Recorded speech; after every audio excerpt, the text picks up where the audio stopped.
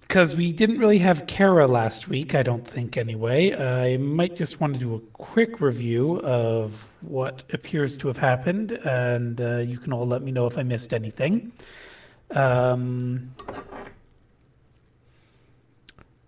Bones has made contact with Fiora and Dawsbury. The conversation with Fiora indicated an individual who is a security risk due to her pliable nature and desire to go home to Evo. Apparently, she doesn't realize she's at an Evo-funded black site.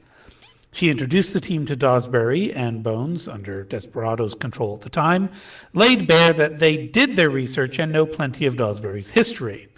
Dawsbury is disgruntled and has agreed to aid the runners in exchange for his exfiltration, as well as bringing Fiora and his daughter with him. Said daughter is in a London Evo arcology. Dawsbury instructed the runners to not move on either extraction until both had solid plans in place, since extracting one or the other would undoubtedly jeopardize the other.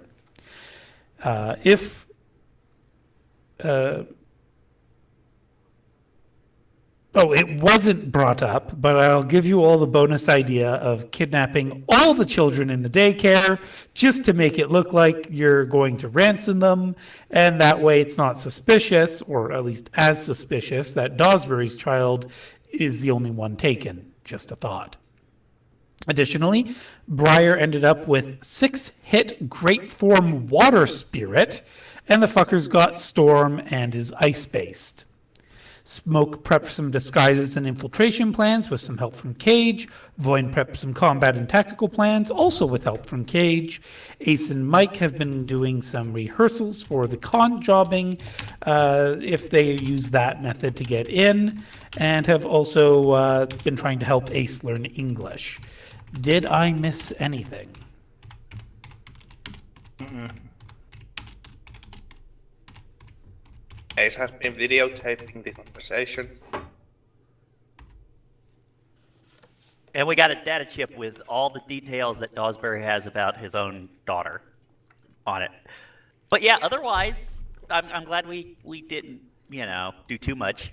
I also think Voin suggested basically going in there, having her pose as basically somewhat as a child being brought there by potentially Mike and Bones, I believe, as her two daddies. Or Ace, because... Bones, yeah. Well, someone suggested, why not all three? We can be progressive.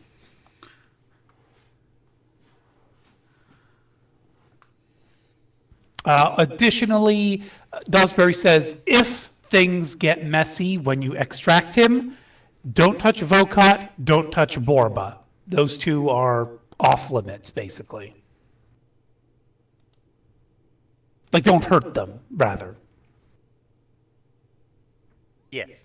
But I think he also mentioned that if either of them comes across us in the middle of the operation, that we should explicitly state that we're trying to get people out, certain people, like Dawsbury, like that we have a connection so that they don't... Yes, yeah. So if they seem hostile to you, just try to relay to them in such a way that if everything goes sideways and you don't manage to extract Dawsbury, that it doesn't come to bite him in the ass, that Borba and Vokat understand that you don't want to fight them because Dawsbury's friendly or something like that, He's not really sure how you can convince them, just do your best.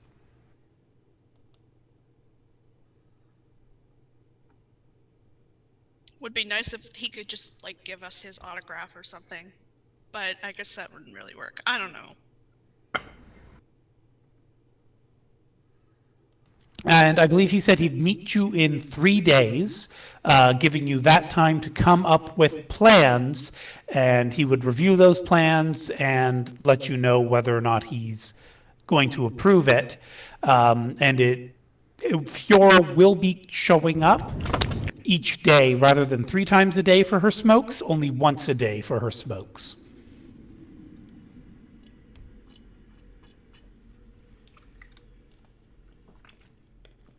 Did I give Dawsbury's daughter a name? No, you know it did.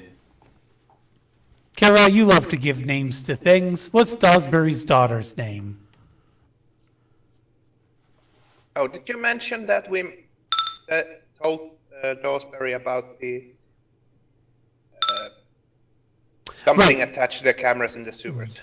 Excellent point. Yes, the supposed camera loopers. You did bring that up to Dosberry. Dosberry is unsure of what to make of it. He said he'll try and learn more on his end, but this is a wrinkle that he's afraid could complicate everything because it introduces a fourth party to the what's the word? Proceedings. A fourth party to the proceedings that is a total unknown.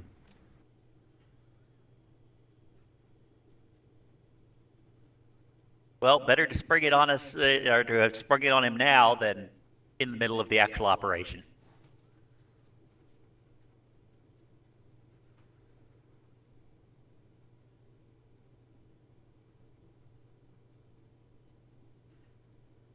So you've got yourselves about 72 hours.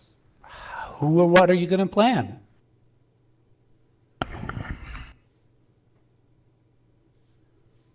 I guess the first thing to do would be to out this daycare. Do some legwork on that. Where where in the arcology is it? What's the security like? Yada yada yada.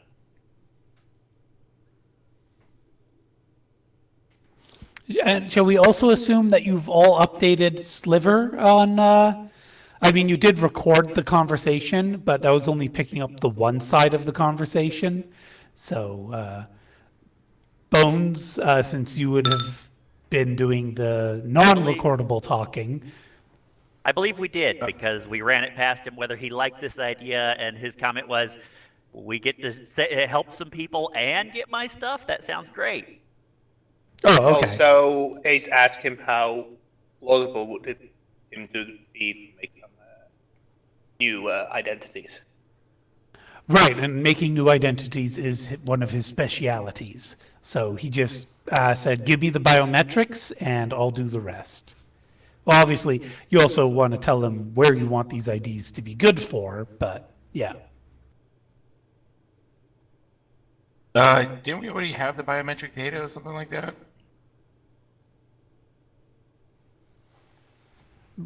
Well, he's asking if you want fake IDs for yourselves, you'll need biometric data. You did not get biometric data from Burton or Fiora. He only has the basic information that he was able to retrieve from one of Evo's less secure data havens. Oh, well, Bones would easily be able to get anyone who wants to go for the scouting and wants to be, in case you get caught, have something to pass on, can easily do the biometric data scans and stuff like that that are needed.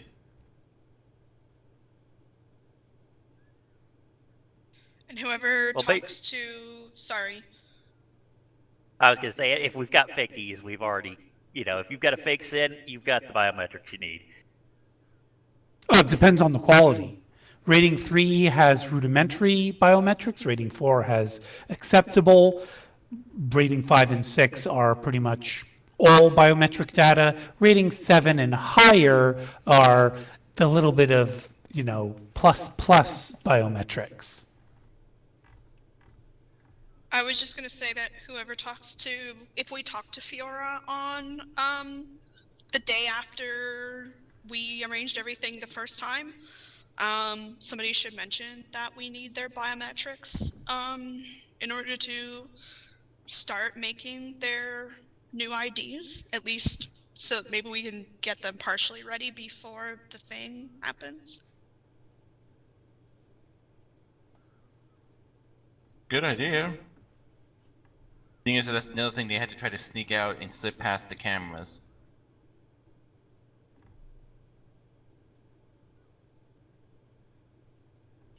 More of a, if it's possible, it would help just to speed things along.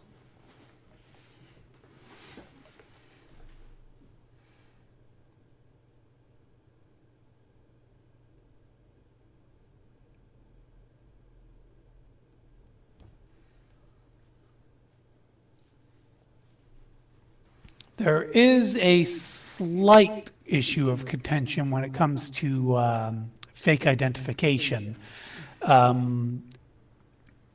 not the fastest thing to make.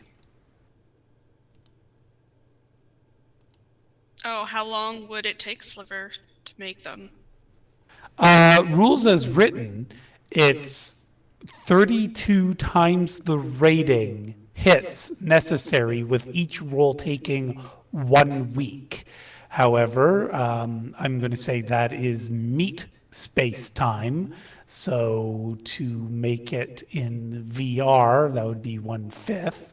And on top of that, he can do rush jobs, which means if he makes mistakes, then, well, there could be some issues that he doesn't catch. But let's see. So 1 week is essentially 5 days, so that would be 1 day, and then half a day. So yeah, basically he's looking at half a day per roll, and he needs to get a total of 32 times whatever rating you ask for on the fake sin. So that's a no-go then. Not necessarily a no-go, it's just something that if you want it done in a hurry, you have to be prepared for it not being the best stuff you're ever going to get. I mean, even more reason then to try to get them to get us their new, in air quotes, information before, like, we do the mission. Because even if we have to hand off their fake IDs to them later, it's probably fine, but the sooner the better, right? Yeah, but you said we had 72 hours or something like that? 72 hours before the next meeting. Oh. Which is why I'm suggesting that next time Fiora comes out for a smoke break, which will be tomorrow in game, somebody should be like, hey, if you want those fake IDs, the sooner we get your information, the better. Because they take a while to make. Yeah, the books mentioned that the organized crime syndicates who make fake sins, like as a money-making venture, tend to have lots of shortcuts, like, you know, having bribed people who have legitimate access to the databases and so forth. Or mass producing a bunch of fake sins that are all crap, basically. Mm-hmm. But they don't just, you know, trying to sit down and with no extra help, no pre-existing, you know, backdoors into databases or bribed officials. Yeah, it can take a while to make a decent fake sin. But bear in mind again that Sliver did say this is his speciality. So yeah, by all means, ask He him. may very well have some of those backdoors and contacts. Too short for Well, the time. He burnt all of his bridges to get this information, but the back doors, on the other hand, is something he probably does still have.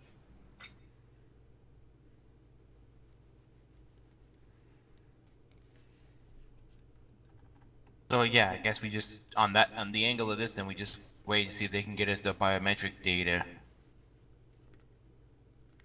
Like I said, Unless we already have it from the Sliver's dig earlier.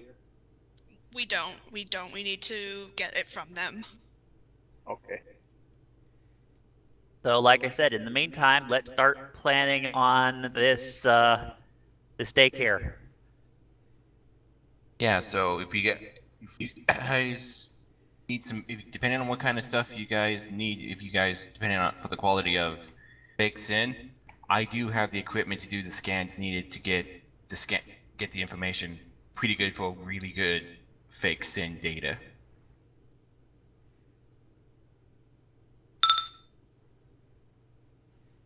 What was that, a data search on, Mike? See what the information of this facility is. You know, how much do they charge? What are their hours? You know, et cetera, et cetera. Okay, yeah. So for the specific daycare inside the arcology, which Burton's daughter is in, Dawsbury's daughter is in, you're looking at one of the higher floors, since he has such a deep pocket, he can afford some of the better care. And it's basically 5 or less children per 3 caretakers, who will do basically full days activities and education, and put the children to bed in private rooms and monitor them with security cameras and drones, essentially. And the staff, like it's 3 people on duty during the day, and then 2 people monitoring at night, one on VR and one in the physical.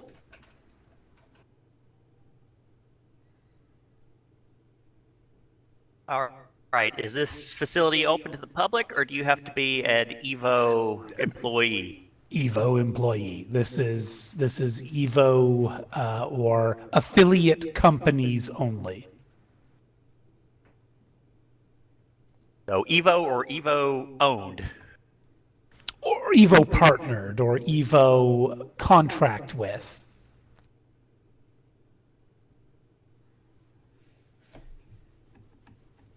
How deep into the arcology is this place located? Less deep and more up.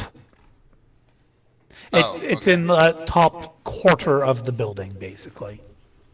Okay, that puts some. That makes getting the kids out a little bit harder. And we did establish that they are of an age group which doesn't go on field trips yet, but maybe something could happen that would cause the kids to get accidentally put on a field trip out into London, maybe. Yeah. Yeah, Sliver said something about he might be able to figgle. Finagle? Yeah, that word. Something. I don't know, I kind of think figgle's a new word we have to use from now on. Can't we just, instead of, by the way, just making whole fake sins, can't we just have like a employee badge made that makes us caretakers in that daycare center? I mean, it can't be. I mean, a daycare center won't have that tough credential chips and stuff, right? This one does, because it's for the, top earners' children. If you want to get into one of the lower tiers, you could, get a fake childcare license and try to get employment with Evo. But, there's still a rigorous interview process, and they check references. But to be an employee for this higher quality daycare, it's more like you have to spend 5 years in the lower quality daycare, and you have to be top of like glowing reviews and all this shit.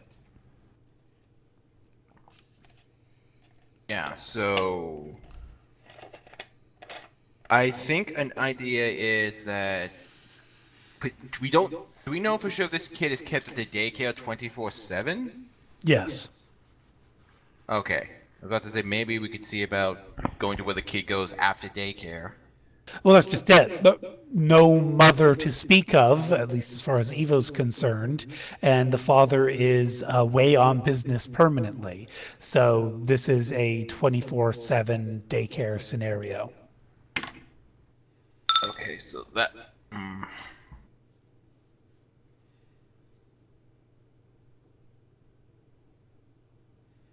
At least your computer's not going to overheat.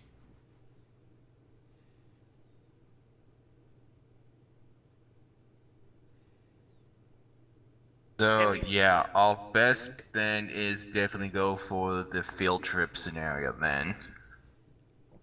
Well, quick question. Does anyone have a fake ID already that is an Evo identification? I don't. I don't believe so, no. I did, but I don't now. That's the got one you burnt, huh? one of the two, yes. I don't think Eh. Smokes is Evo based. So no. No, mine is just a rating 3 medical practitioner, SIN, and medical license. So So, do any of you want Sliver to whip up a Evo corporate citizen ID for any of you? it's Well- gonna have to be a pretty good one to get access to this daycare. Well, again, so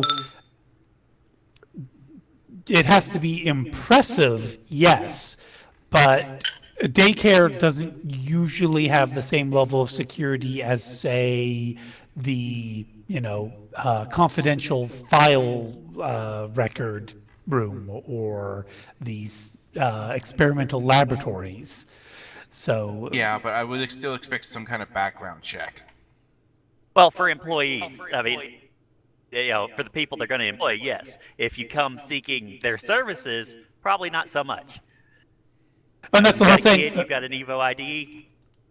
And that's the thing, is if you make a good quality fake ID, all the corroborating evidence is already there. That's what makes it a higher rating. Yeah, so would we in character know what kind of rating you would need of a fake ID to have all of that be good enough to pass? Who has knowledge corporations? And if you do, roll it. Or security, design, or, stuff of that nature. I don't have any of those.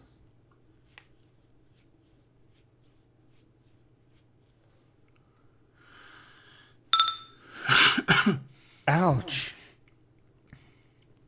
3 hits on 14 dice isn't the best, but it's not the worst either.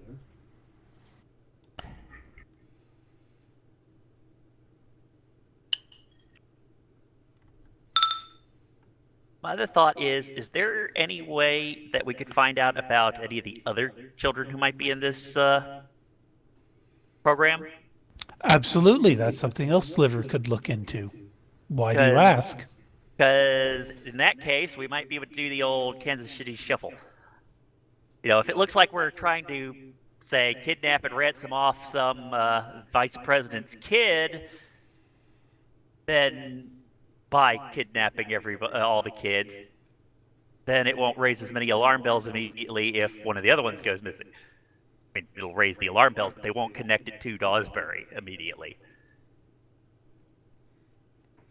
If they think we're after something else. Yeah, I am a bit worried about the whole kidnapping all the kids plan. I think that'll get us quickly with a lot of police after us. Well, if we go in guns blazing, a kidnapping isn't always about brute force. The whole, they load up for their little fake field trip, and one of us happens to be driving the bus, or has hacked the autopilot on it. Or during the field trip, one or few of the kids suddenly disappear. Yeah, I definitely like the idea of kidnapping more than one kid, just so we can, Cover our tracks a little bit temporarily. Things that you hear on the internet. I can only imagine if someone's monitoring this and they hear a line like, I definitely like the idea of kidnapping more children.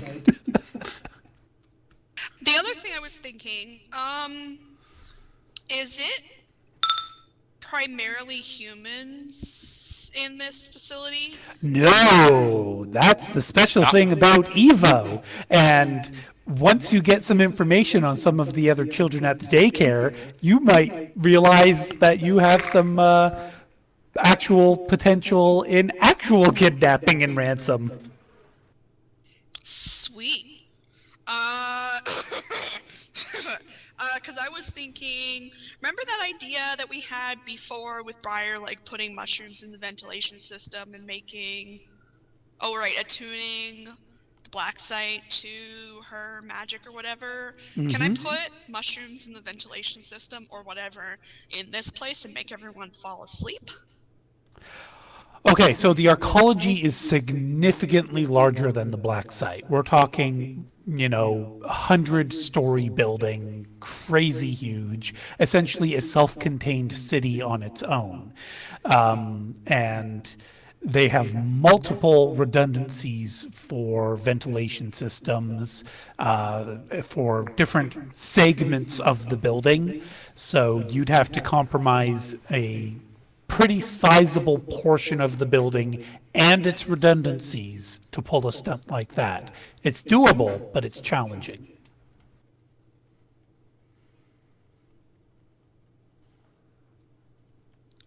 Another idea is just doing the exact same thing, but a much smaller scale, unlike maybe the bus that the kids leave on. Yeah, mushrooming a bus would be significantly easier.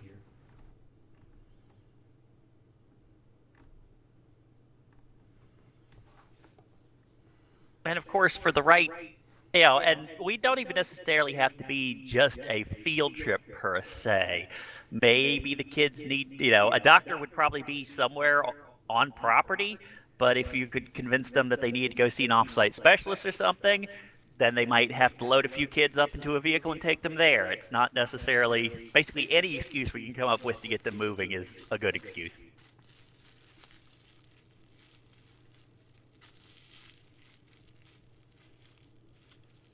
So yeah, let's see if Sliver can come up with some information about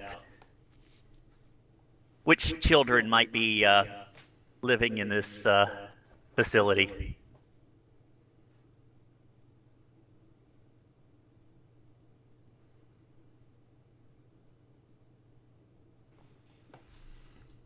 I have a bad feeling about this, but I do not have a better feeling about the other plans, so...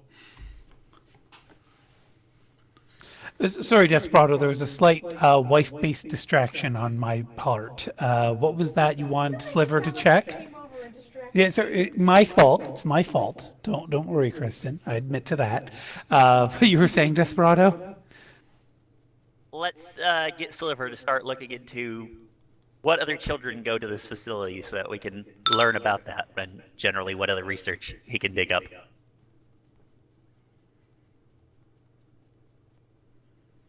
Oh, and I remind everyone, you each get one opportunity to have Sliver use a point of edge.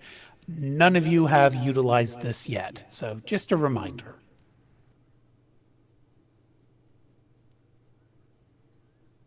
I mean, if he can make a field trip happen, and that involves using some edge, that would be, like, great, because making a field trip happen makes everything easy. Yeah, I would agree with that. A field trip is our best chance of grabbing these kids. And Durandal Speaking of can which, drive the bus. Speaking of which, there was an ice cream van that just pulled in front of my house. It says not a CIA watch fan. Should I believe that?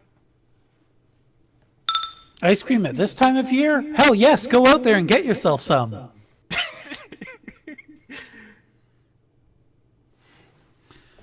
Wait, are we going to be writing free candy on the side of the bus?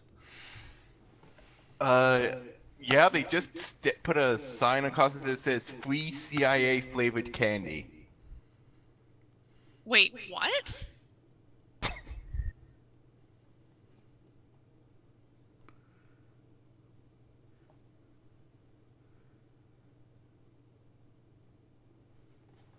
So his Sliver's exploit roll did not do very well. Yeah, I wasn't expecting that, so I'm just going to quickly roll to see just how badly things might actually end up for him. Well, I guess we'll use... Unless one of us decides to edge that roll. That's a good point. Does anyone want to use up their call on Sliver's edge to make that a better exploit? We each get one. That is correct. Each player gets to declare one use of Sliver's edge. I can use one. I was about to volunteer Frosty's Bones' called it. Yeah, I'll call it. Okay. Might as well.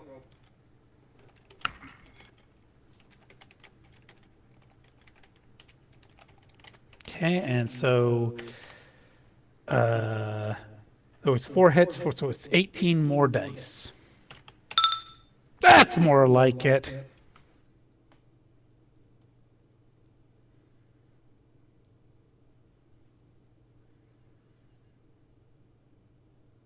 So given his stealth is something ludicrous anyway, I'm just going to say it'll take him a little bit of time, but he'll eventually get on there. And with 12 hits on his brows, he'll just be flipping through those files and say, well, hot damn on a hot tin roof, we've got a assortment of potentially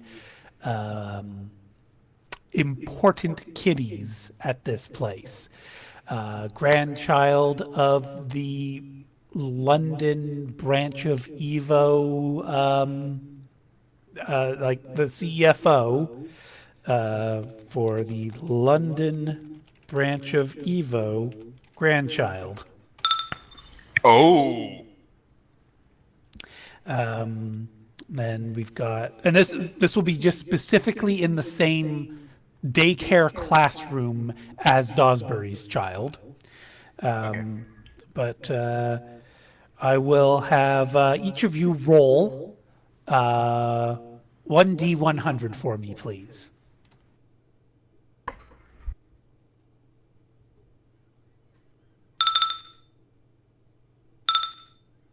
Is high or low here good? I will tell you who goes when. I got the meaning of life. Yes, you did. So it's a giant space computer that was built by aliens? And I believe Hunter is still away from his keyboard trying to warm up, so... El Diablo, what the fuck did you do? Roll 7, apparently. Yes, but how did you type it? / roll 1d100. Square brackets, boy. I'll let you get away with that for now, but in Map Tool we do square bracket 1d100 or whatever the die roll is, square bracket close. So yeah, I guess we'll wait till Hunter gets back and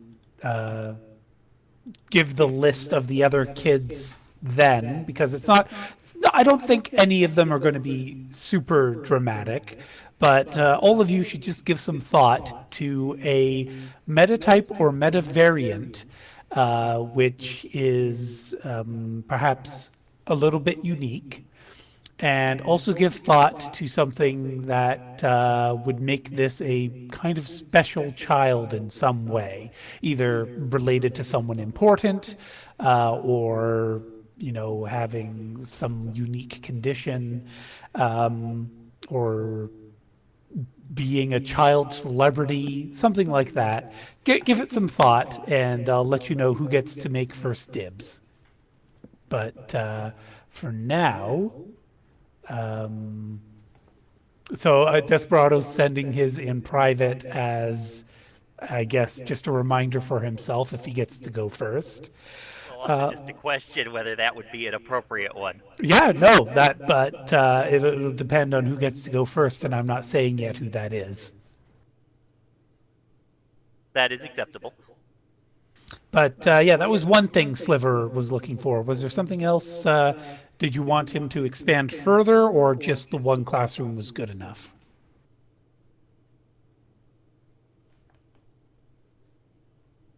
So it is only metahumans and the metavariants, right? Or you could try Metasapient if you think you're going to, get that chance, which would include drakes, changelings, surgelings, etc. Shapeshifters, that's the word I was looking for. So theoretically, if you want, you could try and declare a shapeshifter. But in the meantime, while we're waiting for Hunter to get back, what other actionable actions did you want to do? Well, I'm gonna need to make those potions at some point.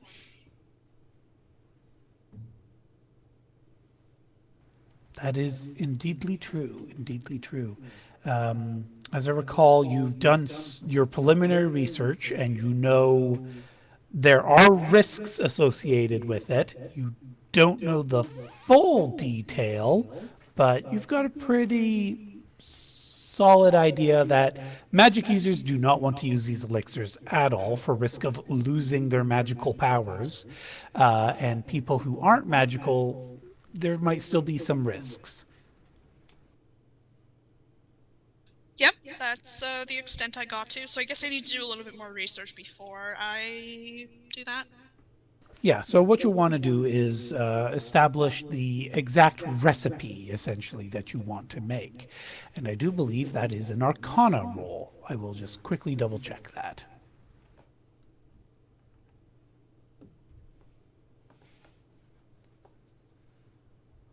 And I am totally on the wrong page of Street Magic.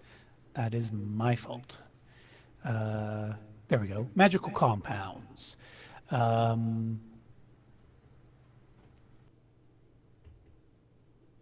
Okay, so go ahead and do another research roll first. So whatever magical knowledge you might have that might be related to herbology or something like that.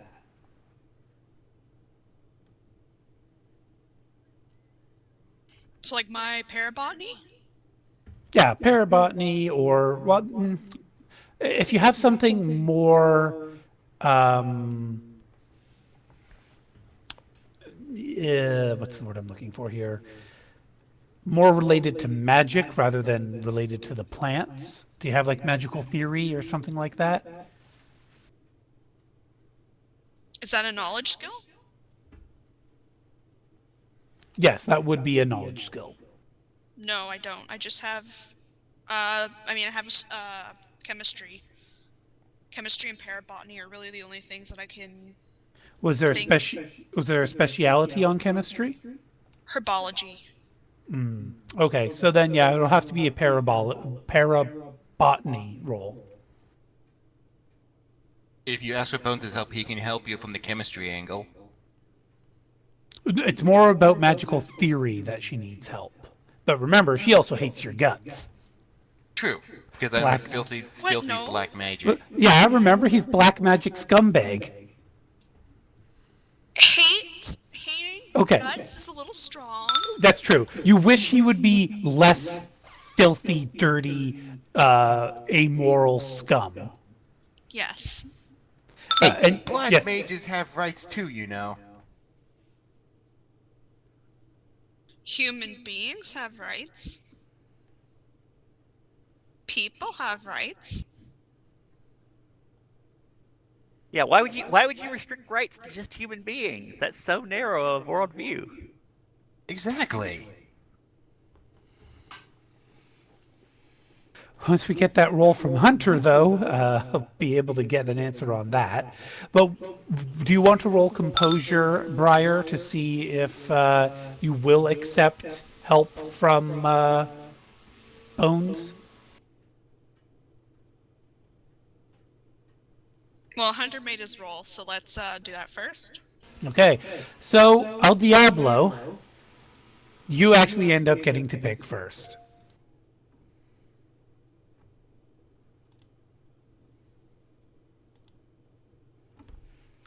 Not Bones. Okay. Exactly what's the pick Not from Bones that different... rolled 5? I told you I'd tell you the order of people, Okay. and the numbers are significant. It's just, it's not lowest and it's not highest. And so what you're choosing here, El Diablo, is what kind of child you think would be a special child to have in the daycare.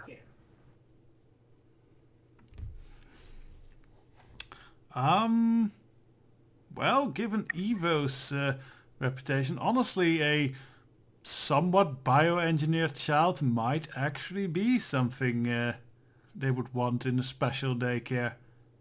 Okay, and who bioengineered this child? Like, whose child is it that makes them noteworthy?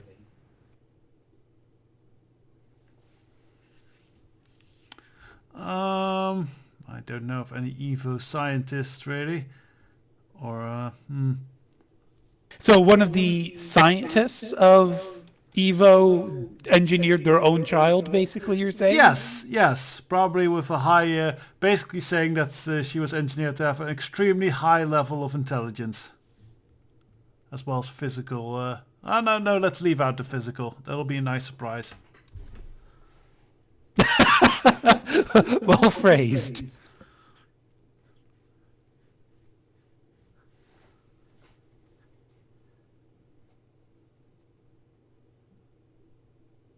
All right, so next up will be Ace. Well, I was thinking that Evo would be really delighted to have a Wakiyambi. A Wakayambi, eh? Yeah, Okay. they're not too common, so if they had one, well, What they is would a keep it in Waki- very close a very close eye on one of them. The Wakayambi are essentially a tribe of elves that originate from Africa that are all Usain Bolts. Tall, athletic, lanky, I dark-skinned thought those were elves. humans. No, they're an elf type. Also, they have extremely long arms.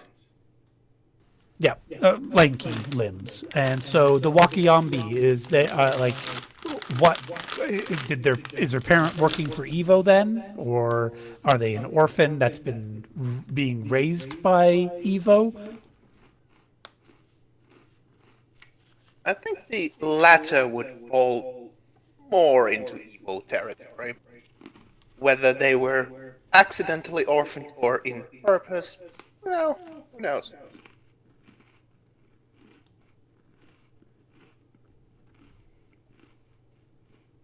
Okay, next up will be Smoke.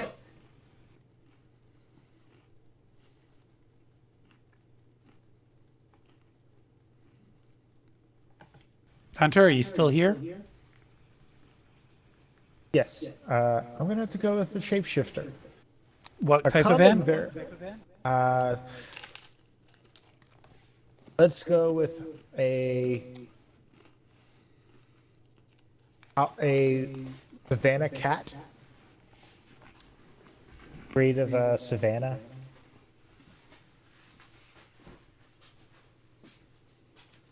And orphaned, or is their parent working for Evo? Parent working for Evo.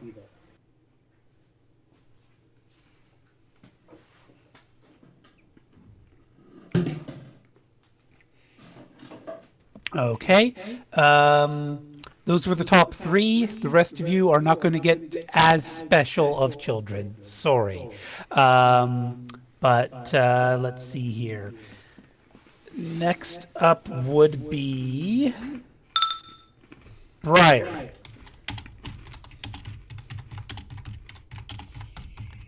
I don't know. Are there plant children? There are a breed of elves that have cytoplasmic skin patches that basically allow them to do photosynthesis. Sure, that. So a dryad. No, not a dryad. Is a Pirithepe. Firithefe. Oh. I think it's a Firithefe. I don't know. Yeah, and there's a Pirithepe. Parents are working for Evo, orphan, some other story. Are those type of... You said it's an elf, right? Yep, highly allergic to pollution.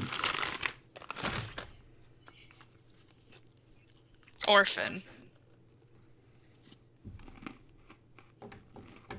Okay. Doop-a-doop-a-doo. Next up would be Bones.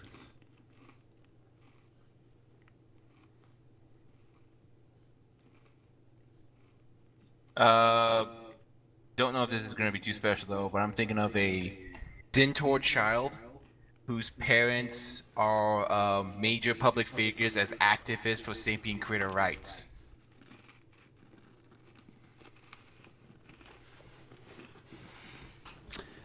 Given that it's Evo, I'll let you get away with it. Yeah, I was just thinking like sapient creatures, which could include shapeshifters, just anyone who, any Yep. kind of It's- magical. True centaur or pseudo centaur? What's the difference? I wasn't aware that there was two True, variants. true centaurs have horse heads. Pseudo centaurs have human heads and are often abandoned as children and left to be killed by the elements at birth. So what's saying? So just so I understand physiologically, it's horse head, human body, horse body. Yep, and the human body has 3 fingers. I'll go Well- with pseudo just for the because I was thinking of like the classic Greek centaur, so I'll go for that version, which Okay. I believe is So- you said is the pseudo. Yeah, so what that also suggests is that the parents will be true centaurs, and they would have abandoned their child if not for the fact that they have to keep up public, they have to put on a strong public face. So they're not about to kill their own kid because it came out as a disgusting mutant. In their eyes. Then second to last will be West End Mike, leaving poor Kara as last place. So West End Mike, your suggestion? I'm afraid a full-blown technomancer will be a no-go, but they are suspected to be a latent technomancer and are being closely monitored. Sound good? Sure. I actually had a secondary idea anyway, but Oh, what's the secondary? child who's an asymptomatic carrier for HM VVV or whatever, human metahuman. Oh, vampire carrier? Yeah, basically. And obviously this would be of interest to Evo for, any sort of research into that disease. Absolutely. So they've got a few scientists who are kind of their legal guardians while they're at, at Evo, and they're like, well, she's asymptomatic, we should study this. Well, we're going to go with the latent technomancer because it was your first suggestion. Is that okay? Sure. Okay. And we'll say the parents are actually not that rich, but because of the child's predicted quality, they're allowing the child to be kept in a higher class of room. Not to mention, if they do express, they probably don't want them hacking everything in sight.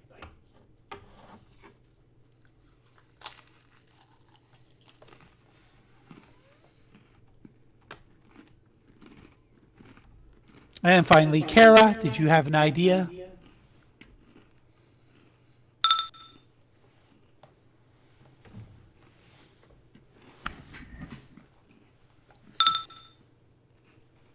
So she says, Jennifer Londe, an quote-unquote ordinary, quote-unquote human child who suffered injuries, I guess you mean as an infant, and had to be incredibly bio-rebuilt through an old lab who maybe had their clearances lapse and are now in proper hands of Evo and their parents, who basically are held hostage by their kid being under surveillance and help from Evo.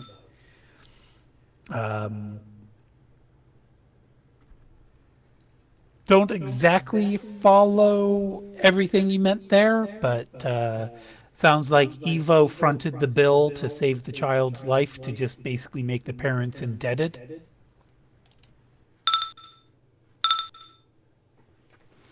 Okay. All right. So, yeah, Sliver would present all of you with this very interesting list of 8 children, obviously including Dosbury's child. Dosbury's child being the most normal, who are all in this daycare together.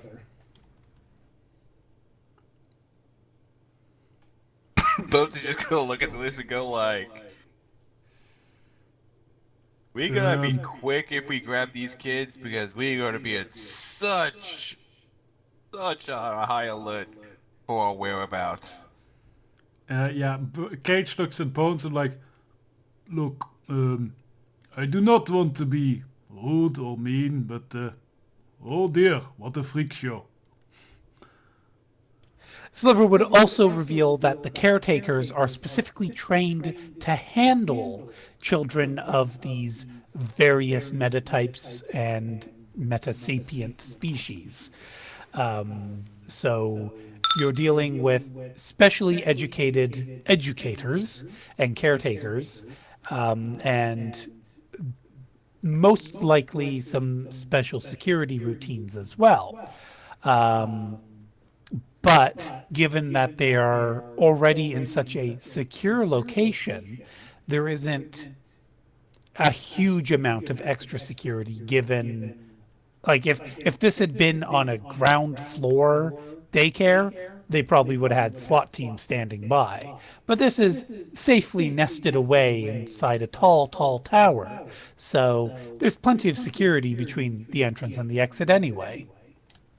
Ages also range from as young as 3 years old to, let's say, 9 years old, but that would be the equivalent of 7 years old for a centaur.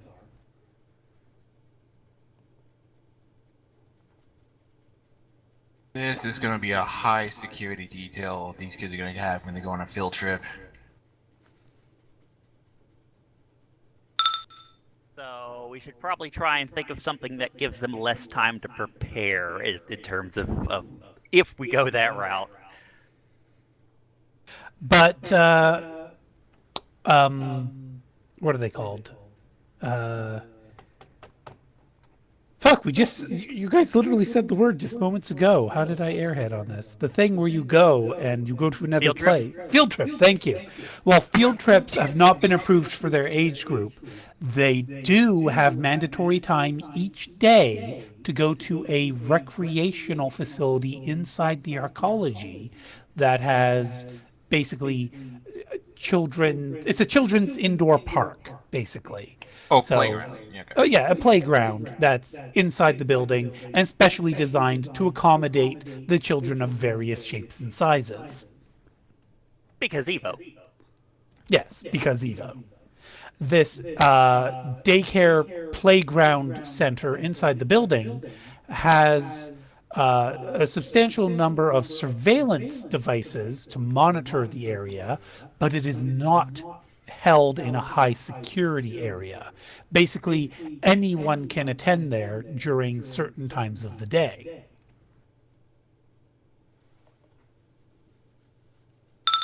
This is be a safer bet than the field trip. That does set. Now we'd still have to deal with the arcology security, but that's definitely something more doable than trying to get all the way up to the 50 some odd floor, however tall this bloody thing is. Yes. It And get out. it would be over this like 70th plus floor. Yeah, so way up there. Another point is that they receive 3 meals a day, plus occasional snacks when necessary. There is a dedicated kitchen for daycare services that creates the food for all of the daycare centers in the entire building, so including the top floors and the lower floors. Obviously, the top floors get better quality food and is delivered more expediently, and the food delivered to the lower floors is, well, what you'd expect. Get it when you get it. Yeah.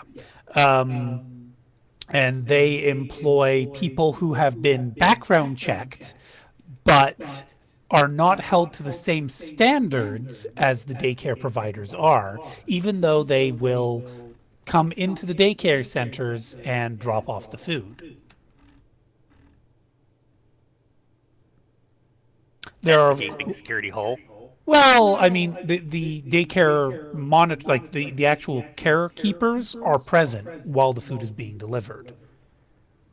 So, I mean, it's internal. It's all internal. It's not like they're going to external caterers to do this. Yeah. Yeah, and the caretaker's gonna be that just go probably examine each tray for each kid, go like, make sure it's all the nutritional requirements as well as any allergy possible issues or contamination like. They are expected to, but if you do something the same thing every day, you eventually take shortcuts and get bored because you're only human. Unless someone's there to go like, hey, we're kind of doing an inspection today. Okay. Yep, that sometimes happens, random inspections. Of course, maintenance also gets access to these rooms if there are issues, such as leaky faucets or perhaps pest control. If somebody were to, say, find some cockroaches or mice, someone of that end of the business would come up. Of course, they have internal hires for all of those positions. Feel free to spitball some ideas as well as things that you think might show up. Well, administration would have time, like they'd have an administration office for the daycare specifically, and they would have access, obviously, so that they could review and inspect the daycares. And parents of the children have access with permission. They can always request their child be removed, but the parents can't go in themselves unless they've been authorized to enter. That's mainly just Evo exercising its control freak nature over employees. Yes. It was raised up. We did just mention it, but there is a possibility of trying to portray ourselves as surprise inspectors.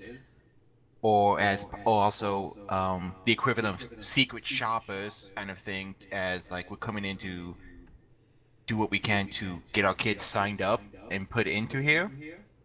So from that angle.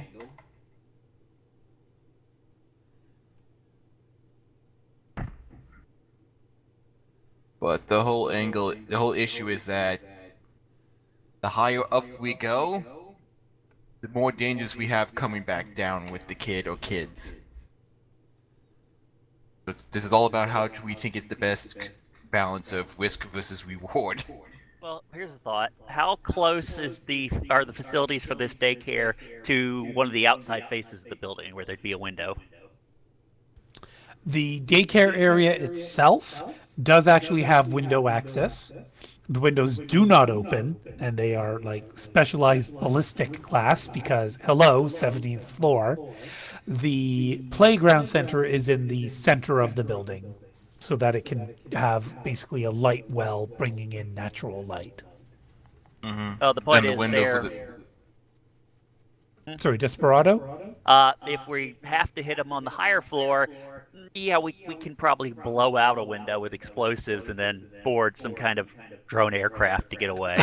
Also be prepared for potential decompression issues considering 70 stories. Oh yeah, up. yeah. This would be a very dramatic exit, to say This the is if we least. decide to go loud. That's our plan if we need to get loud and get out. Can we get helicopter then? That runs the risk of that getting shot down because that's in ecology airspace. Then I don't do think not, we should, plan for going loud first. I know. I'm saying. Still, it seems like at the moment it seems like park and the field trip idea still seem to be some of the best ideas on the table, but they have risks. Yeah, so if we hit the park, how do we keep ourselves from being immediately flagged leaving the area with the kids? Right. So the park would be monitored and surveilled extensively. All the children are chipped with basically GPS chips. But hey, you have Tag Erasers. I think, Mike, you've got at least one of those, right? Yes, I have one of those at rating 6. And Cage, I don't know if he's revealed this to all of you or not, can impede their sensors if he is physically near the child. Are there like maintenance tunnels underneath or near the park? Yes, yes, actually, there is a basically quite extensive plumbing for the park because the park has a built-in water play area. I was thinking about pulling a Disney World here, and then we go through the tunnels and come out at this different section of the ecology, and then leave from there. But how do we cope with the staff? I mean, I like the idea. So how do we deal with the actual staff themselves, the physical part of Yeah. the security? Keep them from running and hitting an alarm or taking a swing at one of that us. right there is the crutch of the issue when it comes to the park and the field trip plan is the staff with the security training.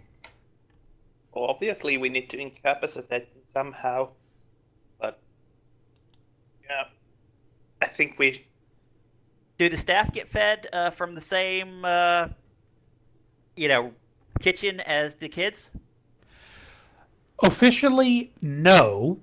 Unofficially, there have been a number of sanctions put against repeat offenders who eat the leftovers from the children's meals.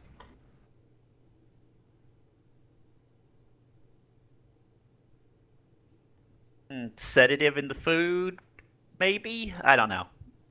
Very dangerous considering the food will be fed to children who don't have the strong metabolisms that parent or adults have. Yeah, that's one of the reasons I was like, eh. However, you have at least two people who know chemistry here, binary agents. If the adults are eating leftovers from multiple children's meals, separating a knockout drug into binary or trinary agent components would leave those compounds no hazard to the children. When the adult eats from 2 or 3 of the plates, will suddenly recombinate the knockout drug.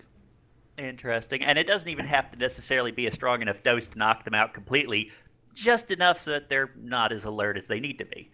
Or they run to the sluggish. bathroom because they suddenly have food poisoning. Also true. The only risk with that idea is how well do the caretakers make sure that the kids don't share or trade lunches? You see no reports of that, and considering some of these children have very specific dietary restrictions and allergies, yeah, basically they are expected to uphold a very strict control of who eats what for the children themselves. Okay, so them inspecting it may slip past them, but they make sure that the kids eat from the designated trays then. Okay. Correct, yes. Like, for example, you're not about to feed a centaur, meat because their digestive system handles grains and husky plant forms a lot better. Similarly, the Zapirithepe, they have very Natural. they are very sensitive to processed foods. They need, like Frosty said, a more natural diet. And then, of Raw course, veganism? we've already been told that Dawsbury's child has some food restrictions because she's a very picky eater. And neither of the elves actually have elf parents, do they? Well, we'll say according to the list. the Evo grandchild is an elf, and the parents are like, my child is a vegan.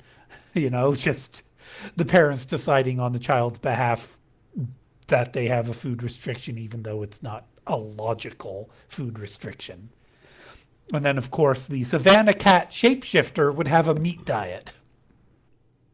Yeah.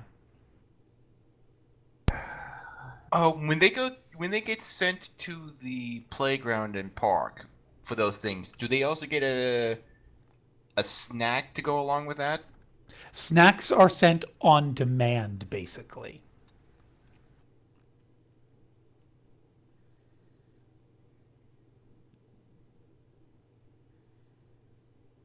So if the child wants a snack and the caregiver agrees that a snack is appropriate, They will contact the kitchen. The kitchen will have something ready made or will quickly assemble something and send it.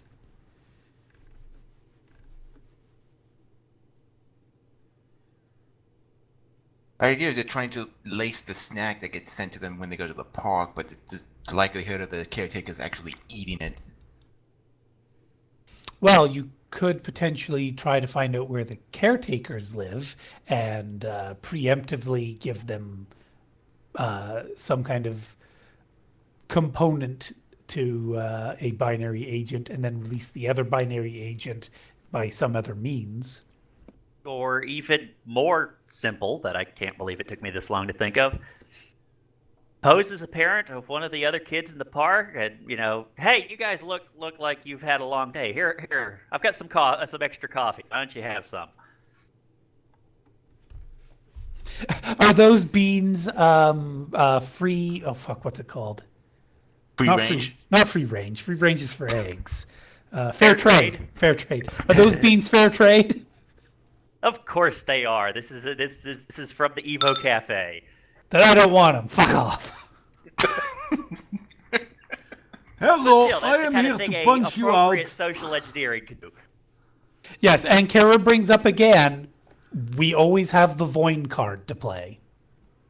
Yeah. All of Oh. which could combo together. Or Briar as your kid. Yeah. So, like you mentioned last time, they probably at the Evo noticed that Briar is not a child. Yes, they have a way of telling between, gnome and child. Usually the size of the eyes related to the size of the head, and the way that a gnome tends to carry themselves more in an adult fashion than a child. So just out of curiosity, what the ones we've heard so far? What's everyone's Leaning idea that towards? they're liking best? Yeah. I'm mostly for the one where we hand off the kid. We hand off Durandal as a kid, and then hopefully through that way, maybe Durandal can then. We basically hand off Durandal as a kid for the thing, and then maybe Durandal can hopefully sneak the kid off, because who would expect a kid to kidnap another kid? Horizon, Evo, Wuxing, Ranraku. Considering all the companies that biologically engineer children as assets. Yeah, none of the... I don't think any AAA is above children's soldiers, as it were. Even still, that would be higher security clearance would notice that. Whereas the carekeepers would probably be like, oh, an older child is playing with one of our younger children. We better go, clear that up. And then somebody else does something to distract the caregivers. And that's when Voin makes her escape with the other kid. And, oh, we were just going on an adventure if they get caught. We're off to adventure. By the way, what's over there? Where? Punch. Not just punch, like kicks their shin so they fall to a knee and then throat punch. I don't think Voin should throat punch. I think just, I think Voin knows exactly what she wants to throat punch. Don't you think, Kara? Well, the thing is, though... Yeah, but Voin I throat don't think she should still. I mean, Voin dead throat bodies tend to get, attention. Yeah, but a Voin throat punch does not mean disabling. It means crush the larynx, which means suffocation. Yeah, that's what I'm saying. She shouldn't do that because dead bodies raise attention. That's when you throw them in the washing machine. Well, that's a convoluted way to get rid of someone. Oh, that's actually something else Sliver will notice, is the washing and drying facility for the daycares is shared with several other agency spaces within that space. So for 25 stories worth of facilities. They all share the same laundry rooms, which just so happen to be situated on the same floor as the daycares. That's a massive security risk. Well, it's behind locked doors there, so it's not like you have immediate access to the daycares, but they are physically on the same floor if, say, you want to blow a hole through the wall and go loud. No, I'm just thinking about the whole entire thing that if you wanted to do something to affect the entire facility, such a large communal washing area is a good access point.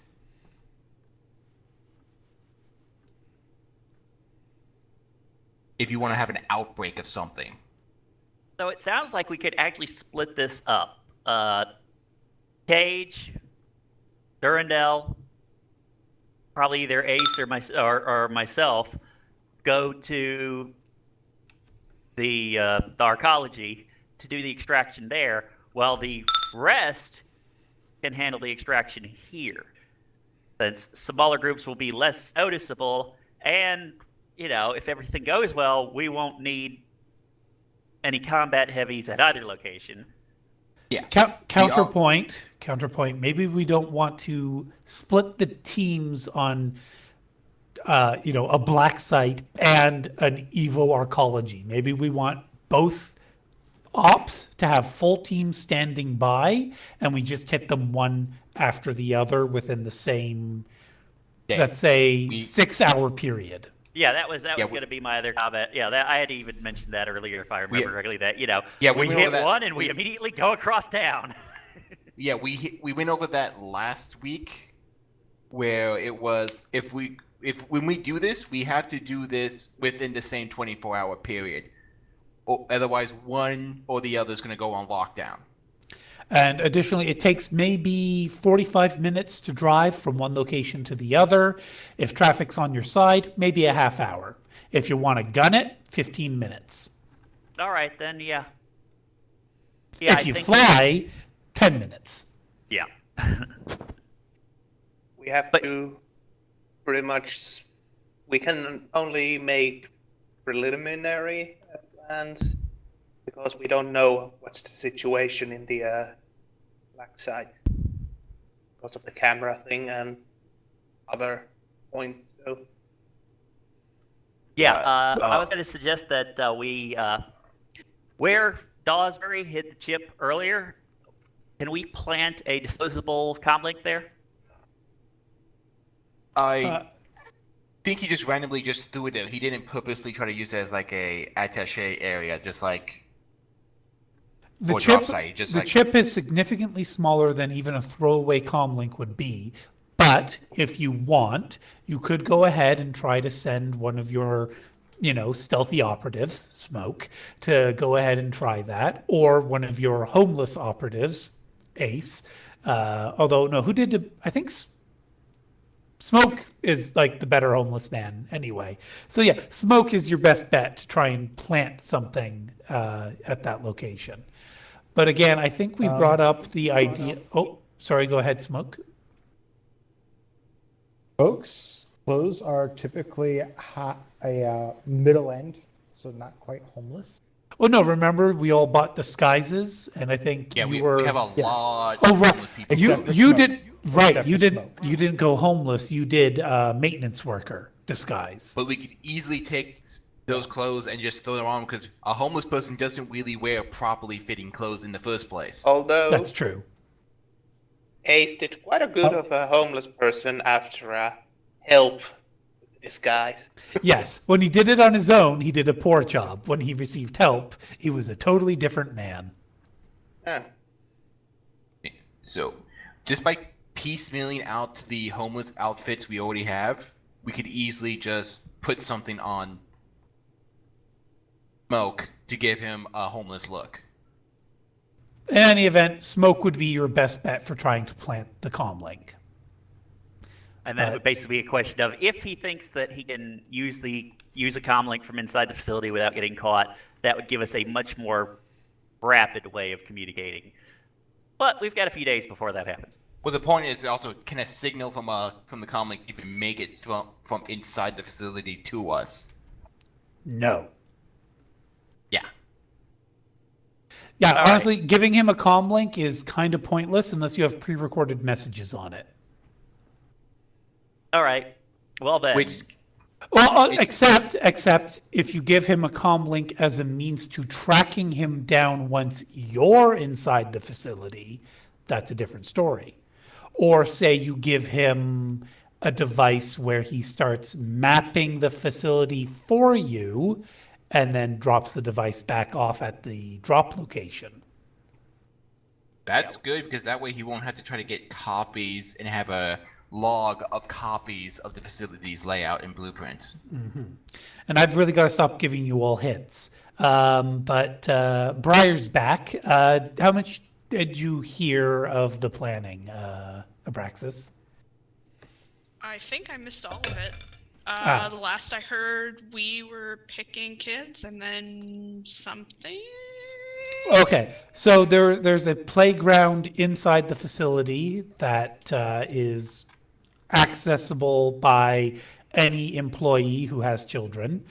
They do not allow employees who don't have children to go to the park unless they have specific reason to go there, like maintenance or groundskeeping. There is food delivered to the children. The children up on the upper floor daycares receive specialized individual meals and have very specific dietary restrictions. And the caregivers have been cited as receiving write-ups regularly for eating leftovers from the children because they're not supposed to, but they often just do it anyway. And at this point, administration is basically just putting a little checkbox. Okay, the caregivers ate the food they weren't supposed to again today. They did it again. They did it again. We'll just take it from their pay at the end of the month. And at that point, after enough time, it just seems like the caregivers just don't give a shit anymore. Well, it's because they don't want to pack their own lunches. It's the kids are getting meals. The kids aren't finishing their meals. They don't want to just throw the food in the garbage bin. They'd rather just, scarf a few here and there. Yeah. It makes You're sense. working, It's you're nice of hungry. them not to waste food, but yeah.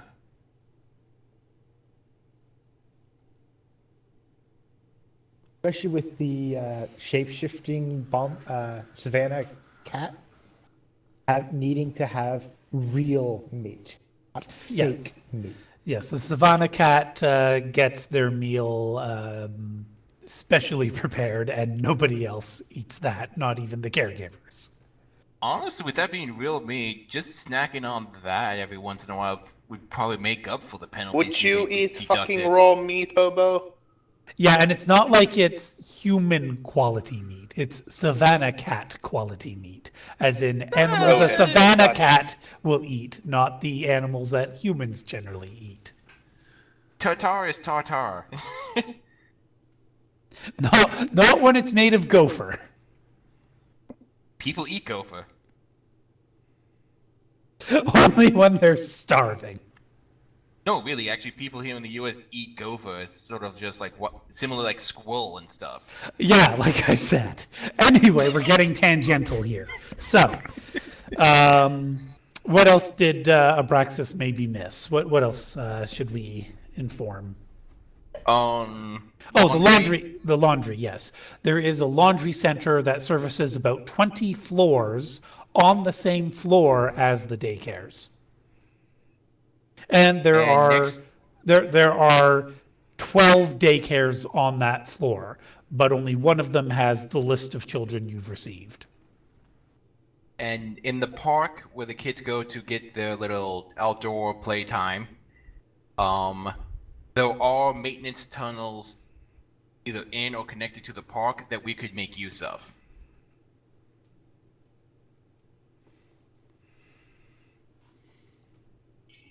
Sounds cool.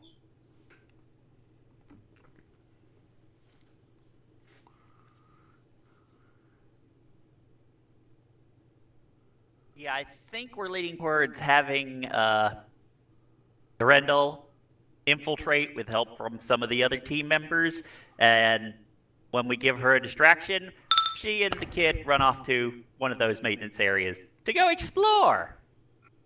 Yeah, and we just go from there, and we just pop out on a different part of the ecology, the maintenance tunnels with Durandal and the kids, and then we just get the hell out.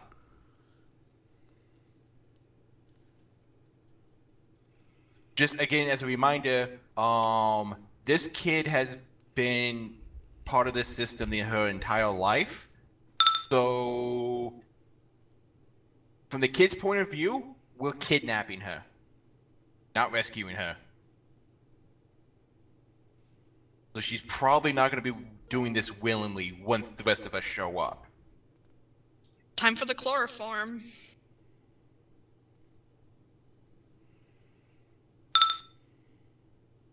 Yes, Yeah, thankfully we do have a doctor who could actually calibrate a proper sedative dosage for that.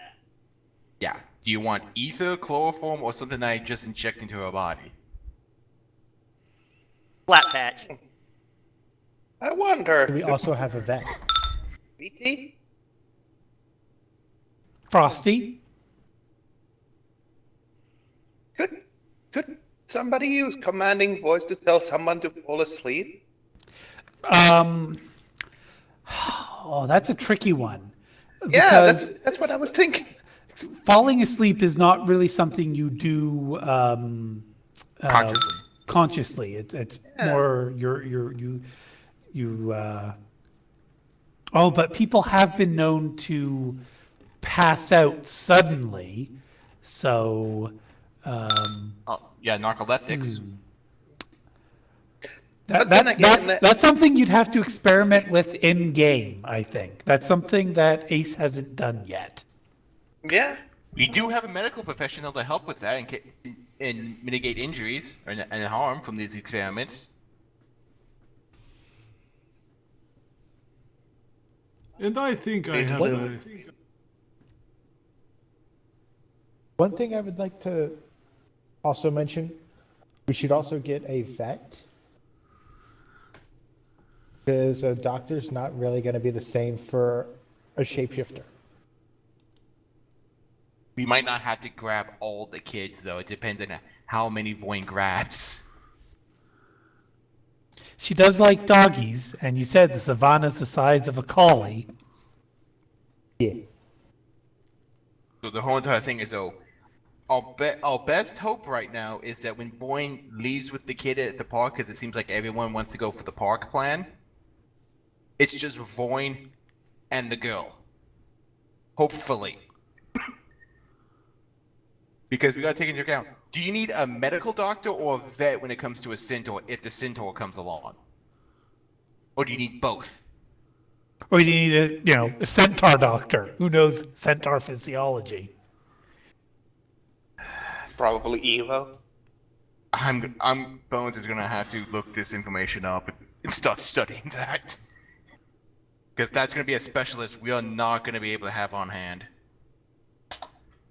I also think we should think, if we go with this plan, we think about what type of distraction we should do. Because we want a distraction that, doesn't get one of us arrested. Could we have Sliver activate a segmented fire system? Like not activate the entire ecology. That's. They probably have a plan, and that will immediately show that something's wrong. Ooh, that's an excellent point, though, actually. The fire escape plan. Sliver would bring that up and would say, okay, here's some good information. There are evacuation points on the exterior of the building every 20 floors for airborne fire rescue.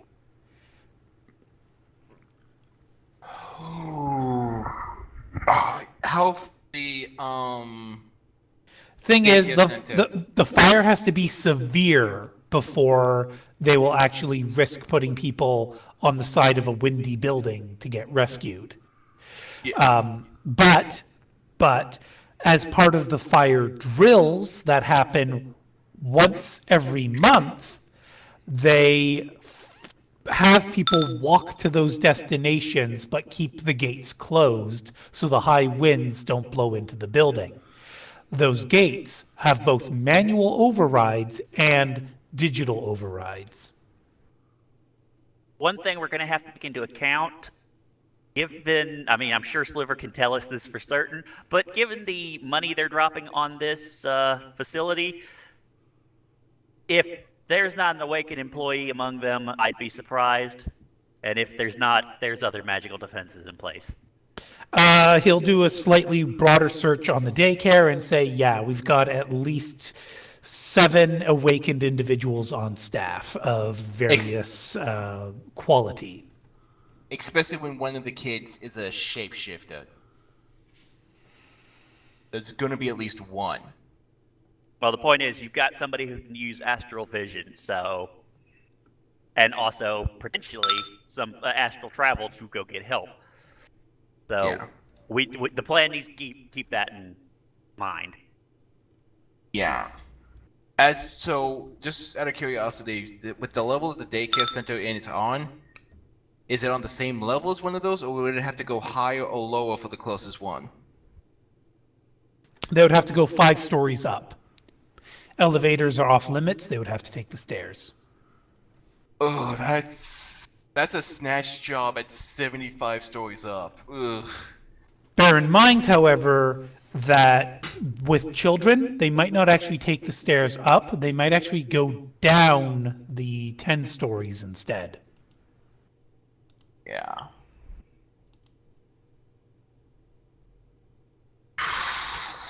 Which means we ambush them in the stairwell, which again, we're in the stairwell at And if between if 60 and it's 70. if it's a fire drill, then they're not the only ones in the stairwell. Yeah, so I'm still liking Durendal slips off during playtime. yeah, it looks like the park seems to be the one we're all going for, and it seems the best one at the moment. But let's just keep the field trip one as the back burner in case something pops up, because those two seem to be our best job at. Field trip is really going to be hard to do, especially since the age group for these children doesn't. That's not on their regular dossier for children in this age group. And considering you have the CFO of the London branch of EVO's grandchild in this group, they would probably nix a field trip unless they're convinced it's a field trip worth going on. At which point, the CFO would probably be like, oh yeah, send all the kids on a field trip. That's highly irregular. I don't care. Do it anyway. Yeah. So, okay, so we'll push the park idea forward as plan A. We need to have something set up for plan B or C in case something happens to stop plan A. I think that for the fire alarm would make a good plan B. That still means that we're grabbing the kids at either 60 stories in the stairwell between 60 and 70, or at 75 stories up. That's why it's plan B. I would vote to nominate that, just put that as Cloud C, because that's us going loud at that point. We have a job where we can be sneaky about it for plan B first before we go to plan loud, which is the fire one. And plan D is just guns blazing. I want to try to put plan B forward as the food service idea, is that maybe when we can, if we set it up right, maybe we can hide the kid in the trolley and sneak out that way.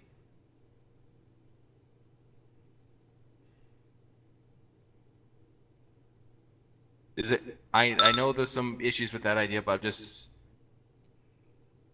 that's my idea for plan B. Does anyone else have any ideas for a plan B? My idea is probably more of a plan C or D idea, so... What was yours?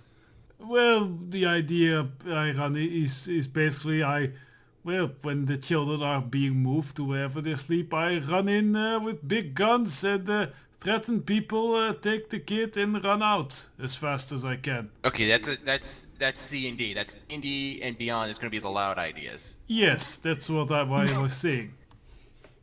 Yeah.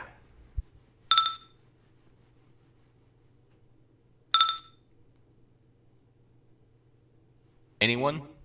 Smoke, Well, did you have any ideas? Yeah, treat the children like swords.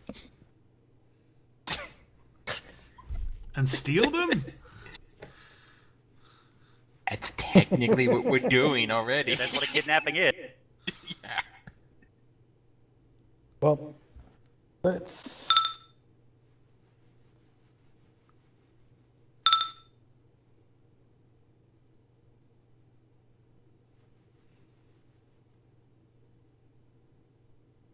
So it's an alternative food service and food delivery concept. I'm okay with that.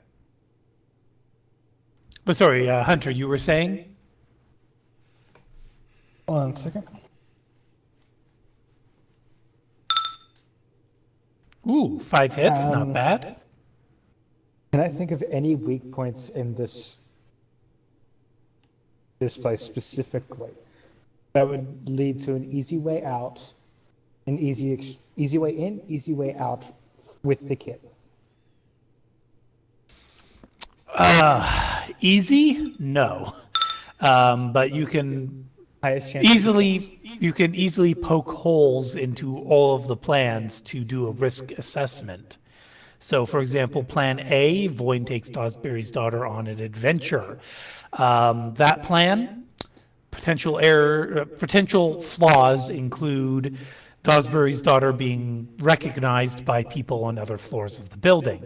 The fact that, she has to make 70 stories somehow while keeping the dwarven girl calm and undetected. She's most likely microchipped with some kind of GPS or something of that nature. So to compensate for all of these, we'd probably need a disguise for Dosberry's daughter. You probably need some way to keep her calm or placated or placid somehow. That Or could be a knocked out. challenge. But then how is Voyn going to get her out of the building? Oh, right, this is Void. Okay, never mind. Yeah. An idea for Thought that I was is that taking her to her dad. She doesn't know her dad. And Boba, what were you about to say? does the arcology have landing ports for helicopters, Yes, air it does. vehicles, or okay, But those are highly secure, monitored areas. okay, so that, Basically, they have guard staff and weapon turrets on those locations. yeah, no, so we're not gonna be easy. Just get her into an air taxi and get the hell out of there. Stranger Yeah, I think danger of- tends to focus more on, obvious threats. And one of the easiest tricks they say to get a kid to, say, I'm not supposed to talk to strangers, is you introduce yourself and then say, look, we're not strangers anymore. Yeah, but I mean, I'm gonna take you to your daddy is like they taught us that in school. That was like, if yes. you don't know that person. Yes, that's very true. Oh, Yes. The other easy always says, "Hey, little girl, can you help me find my puppy? I can't seem to find my puppy." Then again, Voyn is renowned for her sweet tooth. If she's munching on candy in front of Dosberry's daughter and baits her along with that, Well, the point is that you have said the daughter is a picky eater. Maybe she doesn't like sweets. Yes, well, no, actually, her dietary restrictions is mainly healthy food she doesn't like eating. Like broccoli, Brussels sprouts. She's saying no to foods that the rest of you are like, well, there's nothing really wrong with that. I mean, it's not an allergy, obviously. So But yeah, we could get it with junk food then. Okay. Yeah. No bananas, though. She doesn't want to eat bananas. In a chocolate coated banana? Well, we don't know yet if she loves chocolate. Durandal loves chocolate, but... Chocolate is not that common. Right. So those are the holes with Plan A. Plan B is the food delivery with a distraction. So again, we have the same issues of compliance of the target, tracking of the target, but at least if you stuff the target, like if you stuff the girl into a food cart and stealth her that way, you've at least made it easier to get in and out.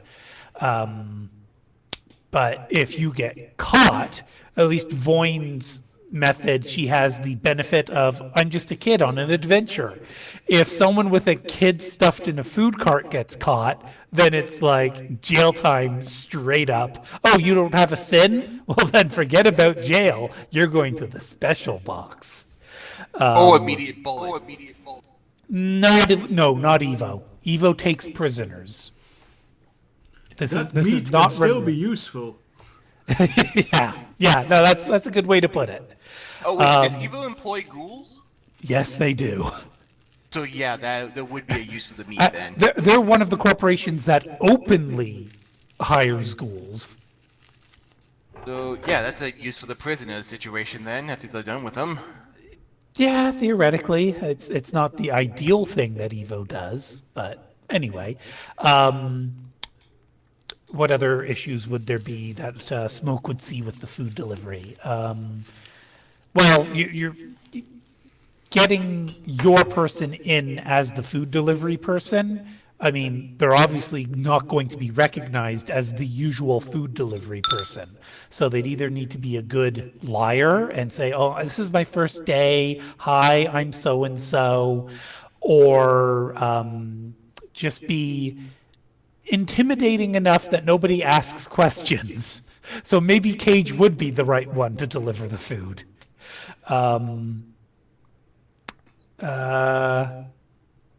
If you think of anything as well, like anyone who sees holes that they can poke in any plan, with 5 hits, Smoke would be able to spot many holes to poke. So for sorry, go ahead, Bobo. Possibility of the daycare center having some kind of chemical or sniffers or scanners. In case you try to lace the food. Right. I don't. That's not exactly one of the central plans, but yes, it is a good point that if you do try to bring in chemical agents, there is a definite risk of those being discovered. Well, like we were thinking of putting chemical agents in the food to knock out the people, the staff, Yes. with the whole binary, trinary combinations.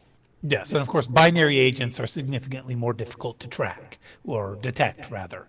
Of course, that raises the issue that if you knock out the daycare staff and they're fitted with biomonitors, then suddenly that will alert whoever is monitoring the biomonitors.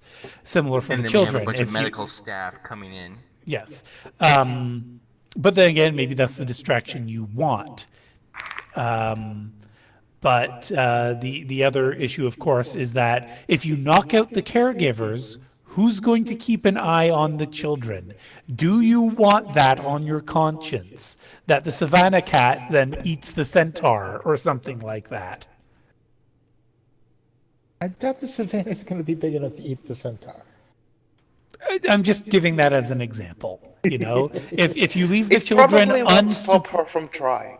Yeah, if you leave the children unsupervised because all of the supervisors are unconscious, think about the negative karma. If you think it's worth it, it's worth it. But just something for the morality needle to I wasn't thinking about knocking the supervisors out and stuff. I was thinking more of like lacing the food that they're gonna eat with like a diuretic or something. all the same, if they run off because they have to go to the bathroom and leave the children unsupervised, the children are still unsupervised.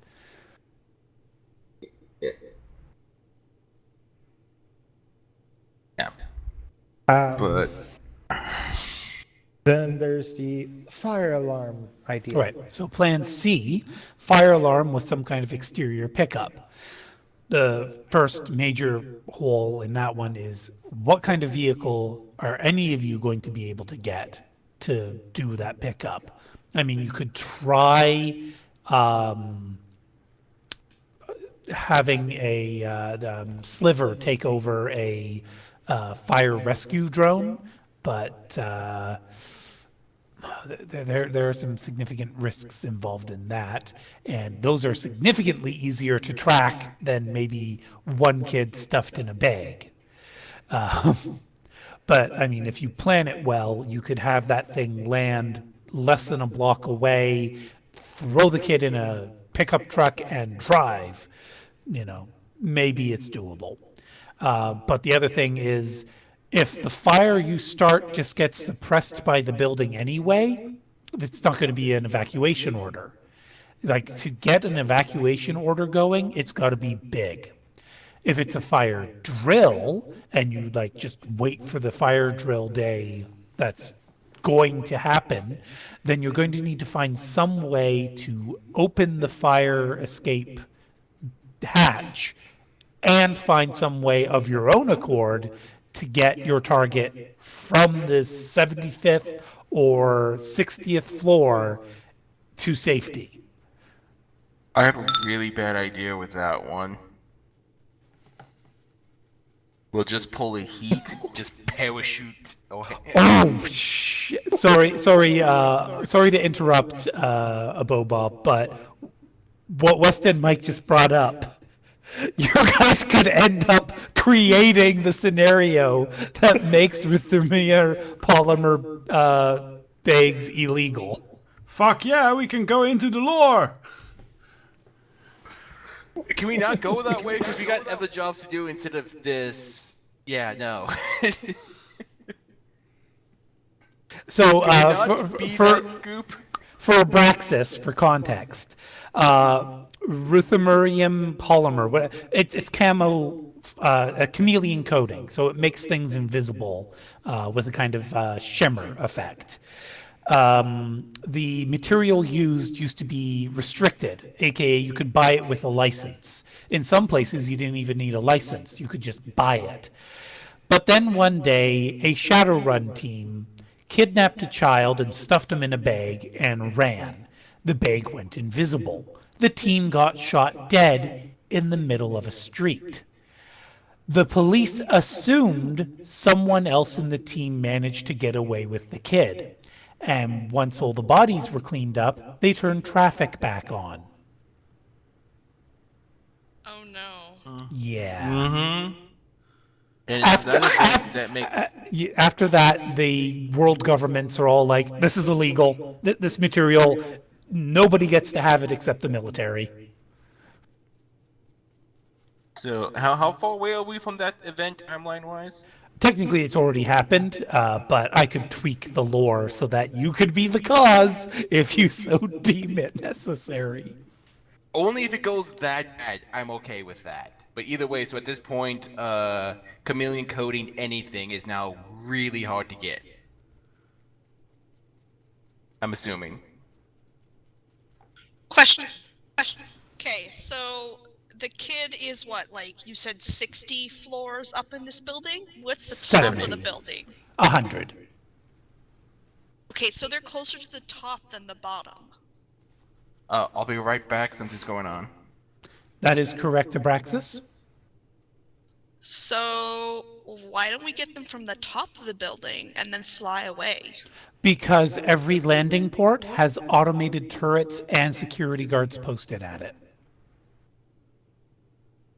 Well, I mean, in the sense of, like, if there were a fire or a fire drill. Right, so there's every 15 floors, there are 4 emergency exits, essentially, that flying fire rescue vehicles can reach. So either the 75th floor or the 60th floor is where the daycare would escape to, depending if they want to go up 5 stories with kids or down 10 stories.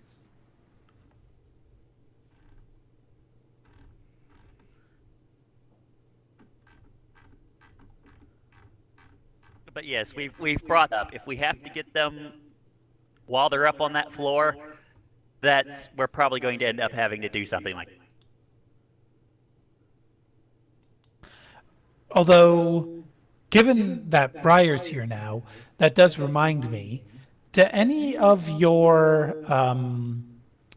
spirits have the movement power, Briar? I'm fairly certain that sounds familiar. So, for example, an air spirit, even though they're detection based for you, might be able to be convinced to gently usher a child down from the building.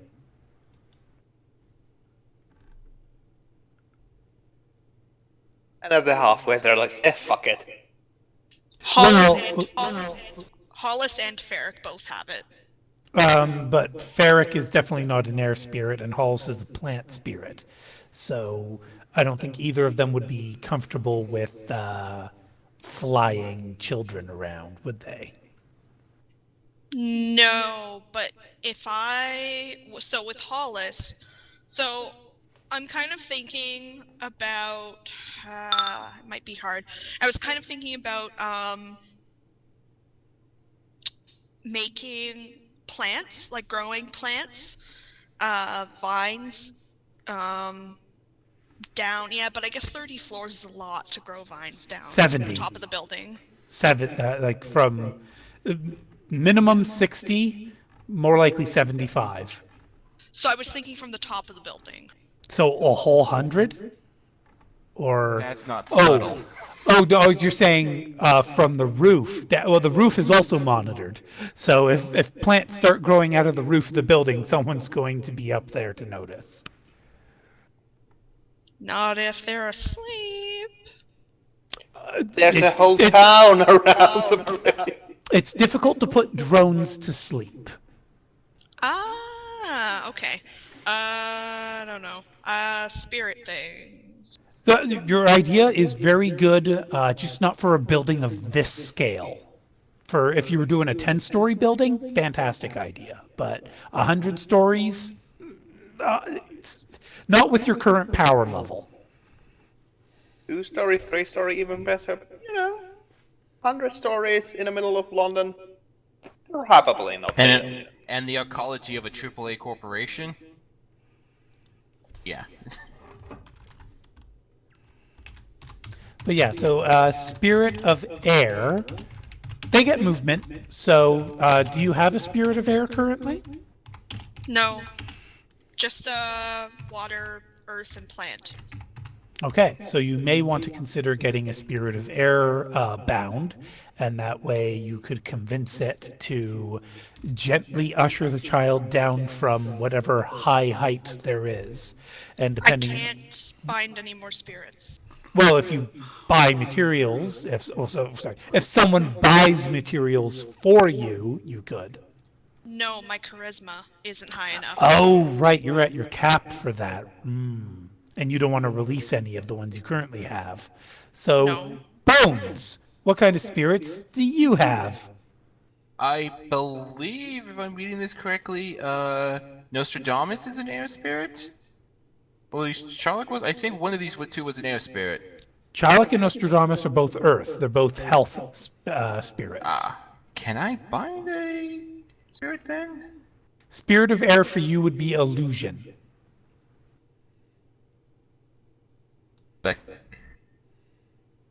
That cover movement. Yeah, spirit of air by default gets movement. And would be trying to whisk away a child, and it would fit for under illusion, I think. Oh, well, illusion, it's not their ideal domain. That's why you'd have to bind the spirit. If you just summoned it, it would refuse. Even if the air spirit is illusion? Well, that's just, like it would make the child invisible, sure, but it's not about to fly the child. You'd have to force its hand, because to make the child fly is more of a manipulation type thing, and your manipulation spirit is the spirit of man, which could potentially, but you don't have a levitate spell, so no. No. And I already used up the majority. I don't have the money for any binding materials myself because I already gave a decent amount to Yes. pay So back so Briar. someone else would have to pay for it for you. Yeah. Although Spirit of Man would be appropriate movement for man-made objects. So But the thing is, there's a spirit of man learned movement. yes, it's one of the optional powers for the Spirit of Man. Okay. So yeah, if you can't get a helicopter or you can't get some kind of flying drone, spirits might be the right option. The thing is, a spirit can be banished. And if it's obvious what's going on, child or no child, someone might just say, oh shit, security hazard, banish spirit. Why is there suddenly a child falling? Yeah, and this is Evo, so they're likely even to have it's a free spirits on security detail. Oh yes, there'd absolutely be spirits patrolling the building. And spirits can also be tracked too. And tracked back to the person who summoned them. Yeah, so that's two people, two things being tracked instead of just one when it comes to a vehicle. So we could movement. Sorry, we could movement the child with a spirit, but also conceal the child with a spirit, right? Two separate spirits. Correct, yes. But bear in mind, your spirits being your domain of the tradition of Wicca, Briar, probably don't get along with bone spirits of the black magic tradition.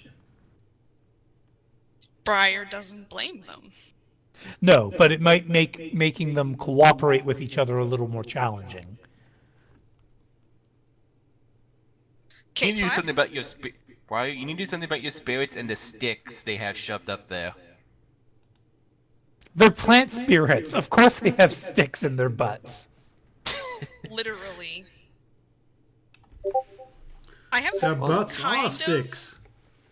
Sorry, what was that, Abraxas? Sorry. I've kind of a wacky idea, but I don't know. If No, it's go for it. Go too for it. wacky. Oh, let's hear it. Okay.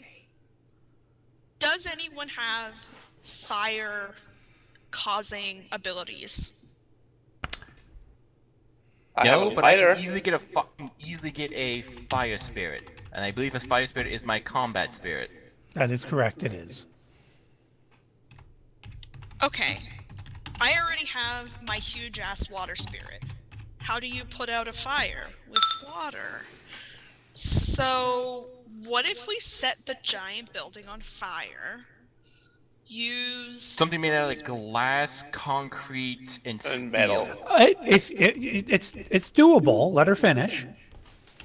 and then Briar comes along. So like they're gonna be obviously trying to unfire the building at themselves. Put it out. Yes. Yes. Right, put it out. Those are the words. Briar could come along with her water spirit, which is, I guess, icy, but also it has water anyway. It can cast a giant storm, and she can offer, hey, your building's on fire. Or, like, not even just offer, just be like, whoa, this building is on fire. Let's try to help put it out. And so, like, the fire can be the distraction, but also Briar can, like, really distract them by being awesome and making their building not on fire. And then we can also try to get, like, the rest of the team can try to, like, hide the child and, like, get it away. Also, I don't know. Okay, so the idea definitely has merit.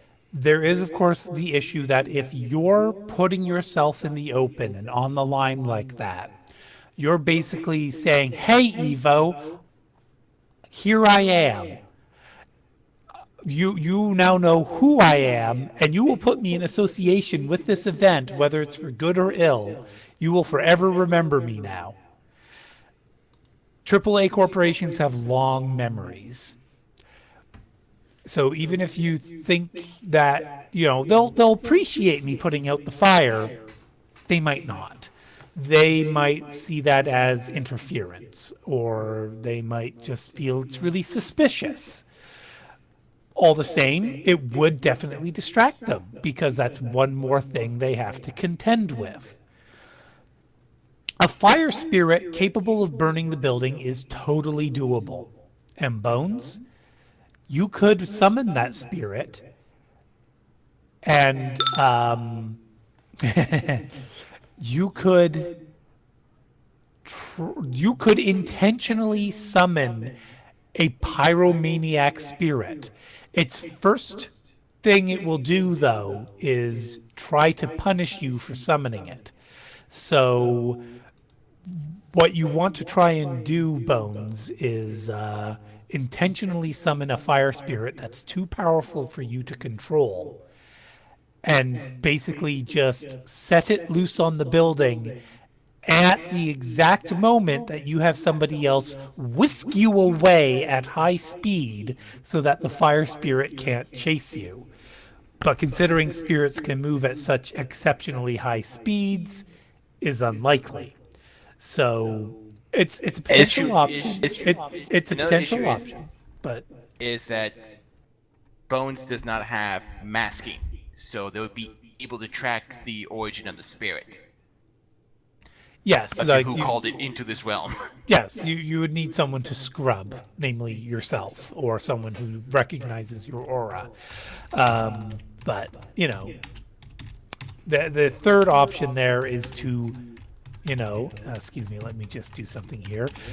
Talk to someone you know who has a fire spirit and ask to borrow it.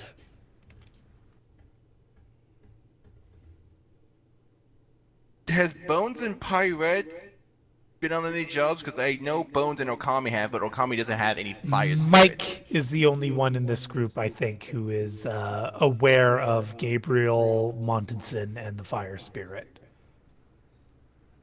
Okay, so it's up to Mike then to forward the idea of a fire spirit then, because Mike's the only one who is aware of.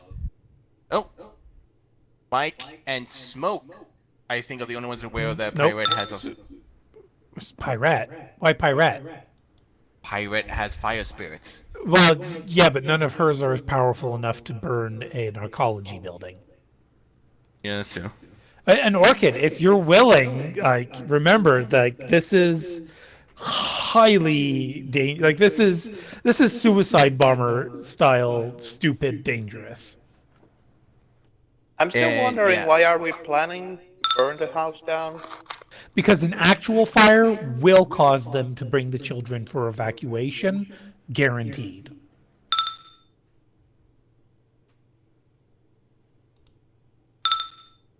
But I don't think anyone's seen Orchid actually call forth a spirit, though. Oh yeah, no, her team did. She made a point of it. She kind of flaunted it to drive home the But point that was anyone on that job in this current team? No, but I mean, why are you sticking your tongue out at me? Why me? Why'd you steal that tongue? Or lick that tongue? No, wait, she's a vampire. I mean, not that any of you know. Or a Pokemon? I think the real question is, why is she breaking the fourth wall? Yeah, because it's break time, and we've been pushing a little. So we'll give 5-minute or 10-minute. What's the vote on that? Do we want a 5-minute break or a 10-minute break? I'd say 10 minutes. We're back in beeswax. I hope everyone has returned. So we now have Abraxas in the BBM group. So welcome, Abraxas. You will be able to keep up and apprised on stuff going on in there.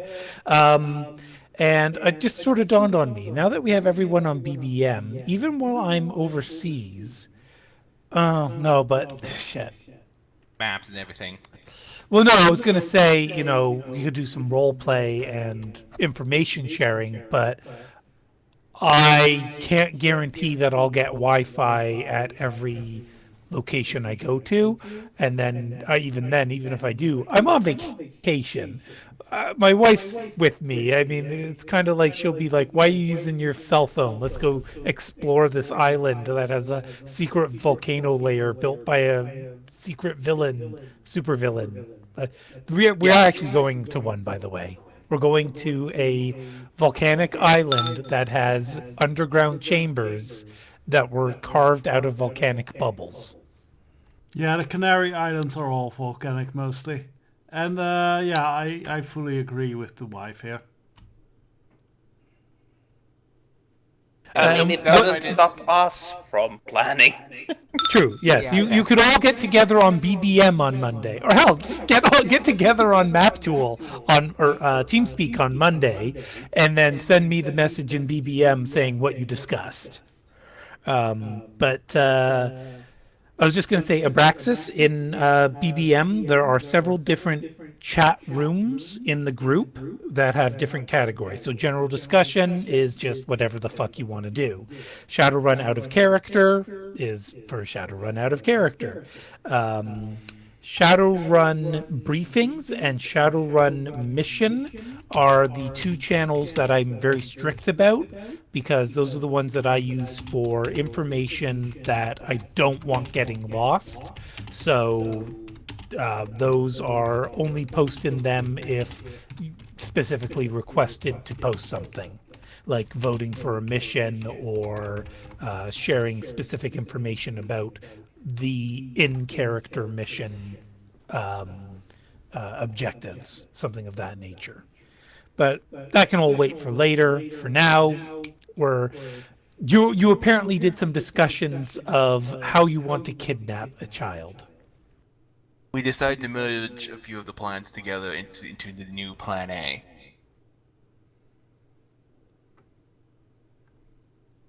Well, we didn't decide. We were talking about the possibility. Yeah. All right, since I know Desperado is a pretty good speaker, Desperado, do you want to take the floor? You don't have to if you don't want to. Well, it sounded like the idea was the idea of using the park to slip away with the kid, or to have Durandal slip away with the kid, still sounds like our best bet.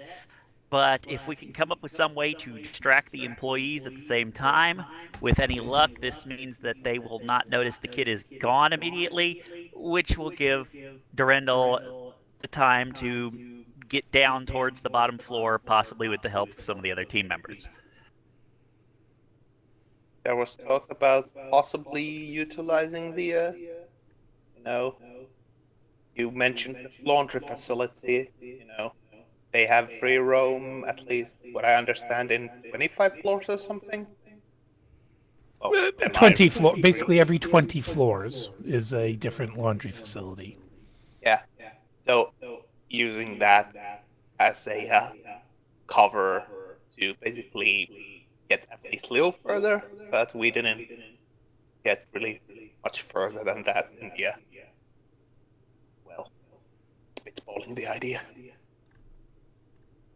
I mean, it's possible to sort of merge two ideas of using Durandal first to get the kid, and then use the laundry facility, cover as a to get even further. Kara, go ahead and give me a 10 SR4 roll, please.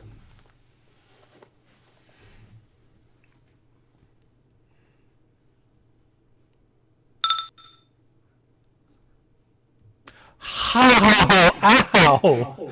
I mean, it's not a glitch, but fuck, damn. Cage. Well, if you want to use an edge on this, but Cage could end up getting this instead, and this would be your last edge. So I don't think you want to use your last edge on this. Yeah, because we don't know what it actually is for. So yeah, it's basically just an idea. Again, I don't like giving ideas for free, but I'll call for rolls every now and then to try and encourage player characters to come up with them of their own volition, as it were. So let me just pop open Cage's sheet and see what his dice pool will look like. Both of you being the fightier individuals.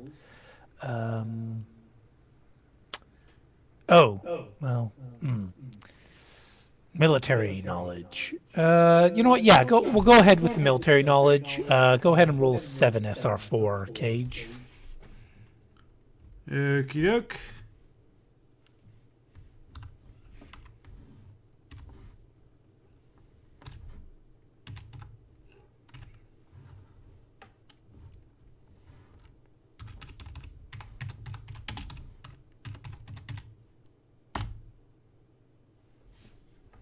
That's a lot better. Damn, 4 hits on 7 dice? Abso-fucking-lutely. Cage, decoys. Decoys are a fantastic way to distract and disrupt. And since it's very likely that all of the children are microchipped, why not find out what the microchip frequencies are for your dwarf girl and set up decoy signals so that they're chasing her in the wrong direction? Okay, so I'll voice this idea as Cage now, who is a computer illiterate, by the way. Yes, but he does have military training and he understands the concept of a decoy. So I have idea here. Like, there is thing you basically put around in a battle. You can basically fool the enemy by putting about fake soldiers and everything, like puppets and stuff. Now, I don't think we can easily make fake children, but maybe they have like these little signal devices in them. We could do fake signals for the smart tech people. Is that possible? And a voice out of nowhere says, well, if you can wait 9 months, we can make real children. Where did that voice come from? I'm sorry, that was... noise. I'm sorry, ignore that. That was a joke. Did a hobo sneak into this place again?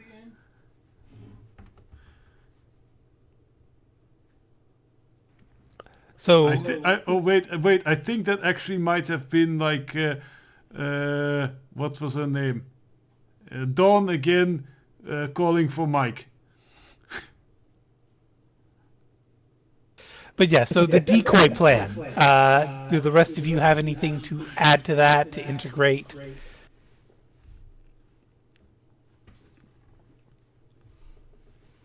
I'm perfectly okay with the decoy plan. I can buy some more time.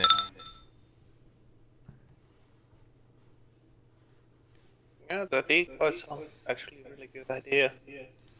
But we need that frequency thingy first. If we can make a bunch of fake chips, and then at that point, you know, if we want to add some illusion magic or something to the process, or we just send a whole bunch of little micro drones and get them to go try and figure out which one's the real one. Ooh, no, that's really good. Illusion. Doesn't someone have Trid Phantasm as a spell? I don't. Damn, never mind then. Because, yeah, Trid Phantasm on a drone that's carrying the microchip.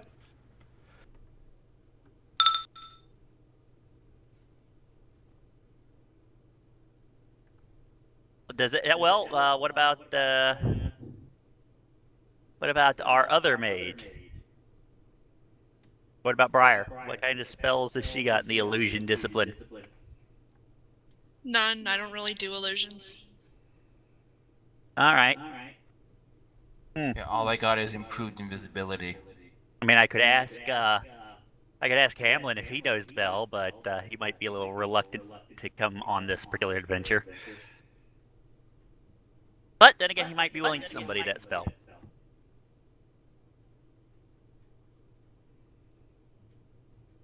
Do you want to try and place a call in on contact?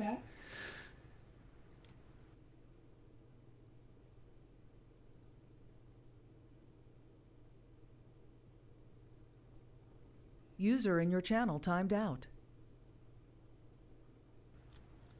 Apparently not. Okay. Wait, we lost Desperado. Oh, well, okay, I guess that's that. Hopefully he'll come back soon. User We have in your channel is Desperado recording. back. Welcome back, Desperado. Sorry about that. Did my last message get through where I brought up Hamlin? Yes, so you were suggesting possibly Hamlin could do an illusion spell, or maybe Hamlin knows someone who could, correct? Or even if he's not interested in taking this trip personally, he might be willing to teach one of our two mages an illusion spell. He's Hermetic, so actually, technically, both of you are Bones would probably be the most receptive, but Briar, you might like Hamlin if you met him. He's a very straight-laced fellow. He has respect for life. He isn't as reverent to Mother Nature as you are, but he does still feel a great duty towards maintaining a healthy world. Sounds pretty rad.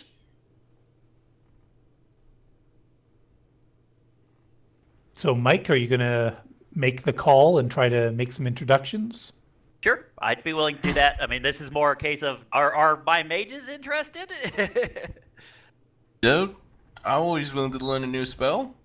All right. Yeah, sure. I'll call Hamlin up and see if he'd be willing and able to help us out. All right, go ahead and do a etiquette roll. Do you have him listed as a contact yet?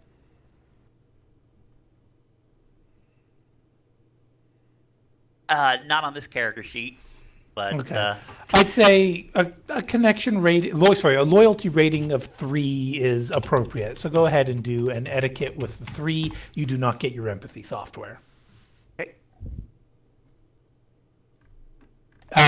Kara, could you please check your sheet for Orchid and let me know what his connection rating is?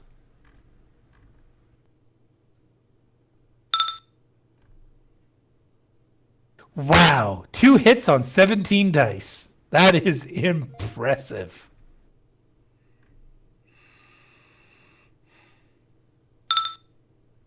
We got something getting a pretty decent Oh, Mike is edging. streak of bad rolls.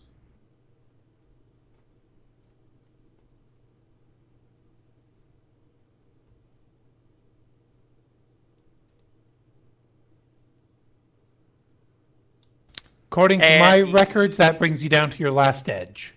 Yes, it does. But man, that was not a well spent edge. Yeah, a total of 5 hits on 17 dice and then 32. 15. Yeah. 32 dice total. Yeah. But hey, who knows? Maybe you'll get lucky because Hamlin does have the bad luck quality. So, Would this be bad luck or good luck for him? For Hamlin, it'd be bad luck. For us, it'd be great luck. Well, it's only bad luck for Hamlin if he decides to involved. If he just goes nope and hangs up, it's not really bad luck. Yeah, the thing is, basically, the lower his roll, the more willing he is to help out. So, yeah. If he glitches or critically glitches this,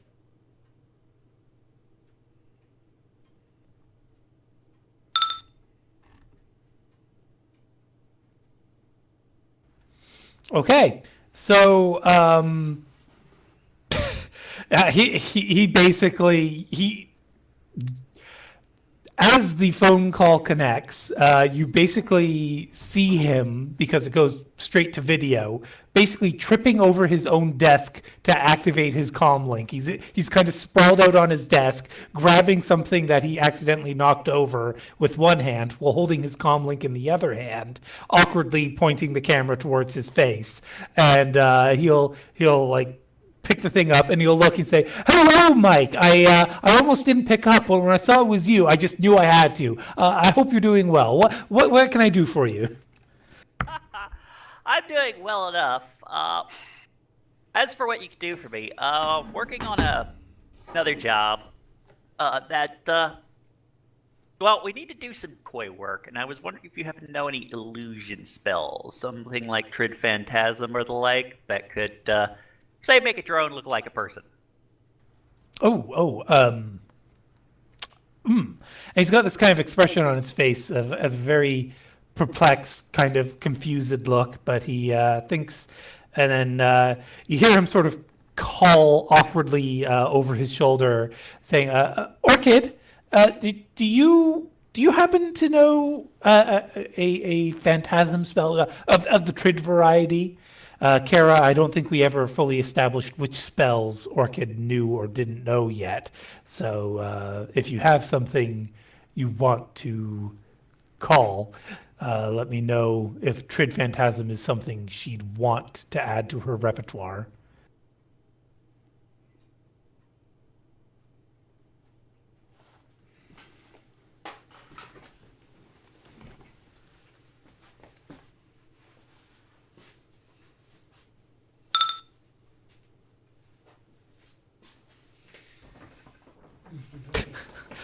Orchid says, that would be fantastic. She rolls her eyes. Not that anyone could see that other than Hamlin. And I'm going to have to roll his judge intention to see if he picks up on that. Like, if... he'll ask Orchid, wait, is that sarcasm, dear, or do you... a friend is asking if you could cast a illusionary spell, is all.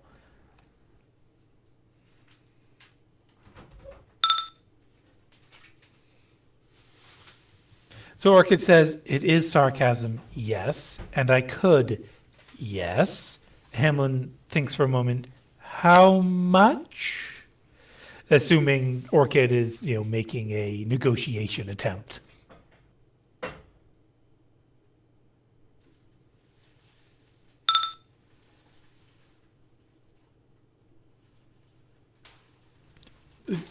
Orchid asks, how much could I cast it? Probably a lot. I am quite the magician. She says it proudly, somewhat disinterested, as she only paying half attention between pages of a good book. And Hamlin says, well, that's good. That's very good, young miss. But I was specifically asking if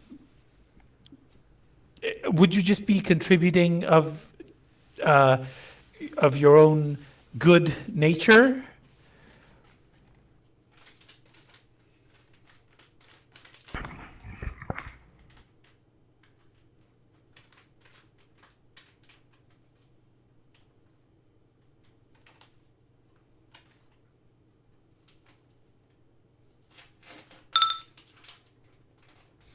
She says good nature costs extra. She snaps the book shut. What did you have in mind? Oh, Mike, what did you... Actually, you know what? Orchid dear, why don't you speak directly with Mike? Here. And he'll hand over his comm link to Orchid. Of course, Orchid, you would know how to just hijack the phone call and just reroute it to your own comm link without having to touch Hamlin's comm link.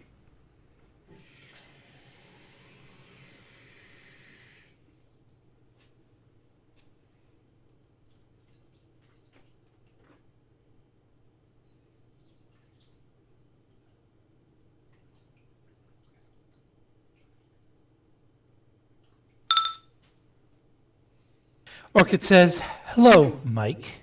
I hear you were in the market for spells. Yes, we were hoping that we could find somebody who would be willing to cast a few Trid Phantasms to help us with an extraction. I know we didn't get along the best last time, but we didn't get along the worst.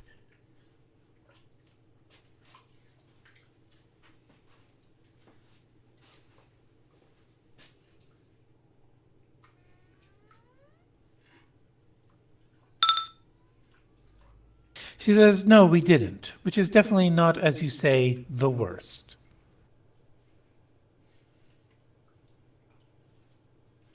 So, would you be willing to help out? And if so, what are you going to extract from me in exchange?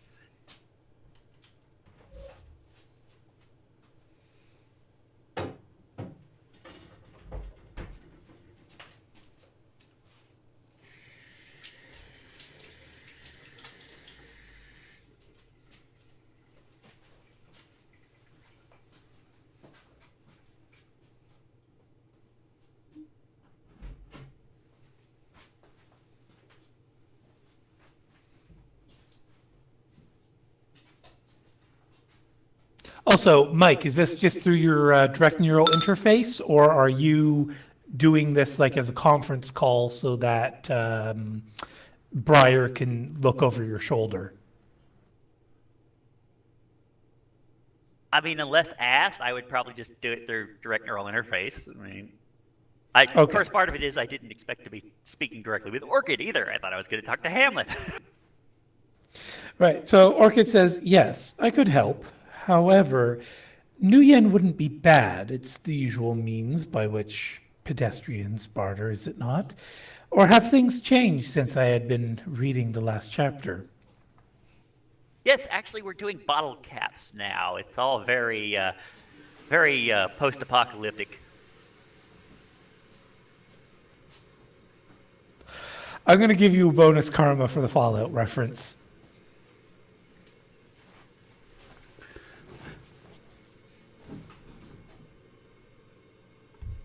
Is that a Fallout reference? I did not even know that. The currency of Fallout is. How many Fallout games have you played and not realized you're bartering with bottle caps? Well, yes, I got that bit. Okay. Post-apocalyptic bottle caps. Fallout reference. Oh, We're going to- I must have missed the talking then. Okay. We're going to set up a few drones. Let me read for Orchid Okay, first, yeah, so sorry. that we actually have continuity. Orchid says, "I would say surely you just, but I assume that from the start. So what exactly do you need?" We'll be setting up several small drones with a fake RFID signal. We would like you to cast a spell on them so that they would look like a person of our choosing, specifically a young dwarf child.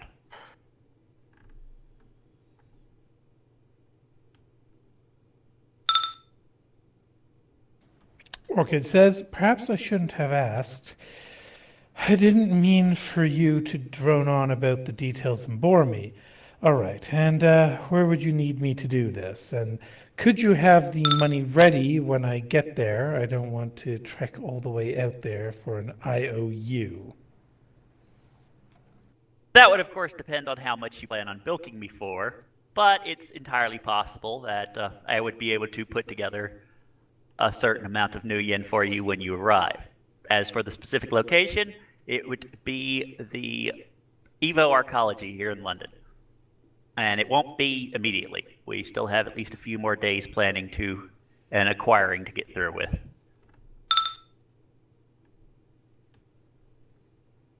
Orchid just replies with dead silence for a little while. Do you want to try and backtrack or upsell this, Mike?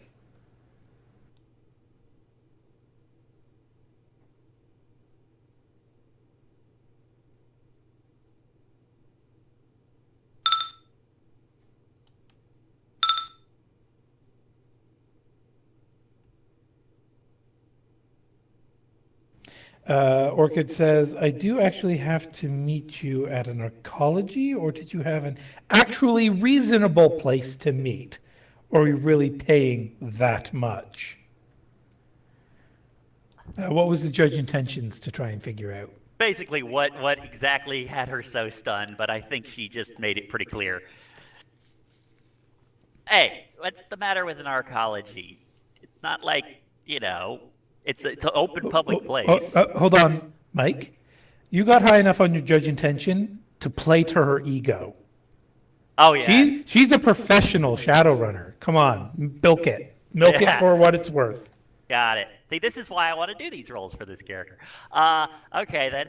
Well, I mean, if it's too difficult for you, I can certainly understand. Maybe Hamlin would be better suited for this job after all. Orchid says, "I assure you I am more than capable for the likes of your simple parlor trick needs. I just have to remind you arcologies are fairly better suited at security and awareness and general competence than the company you usually keep." Whiskey isn't with you on this one, is she? I'm sorely tempted to say yes just to see your reaction, but the truth is no. This involves a group of runners who are much more to your liking.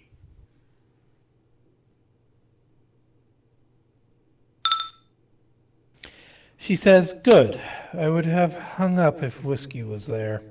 I can only take so many shots before my stomach is sick. And the headache starts so quickly around her kind.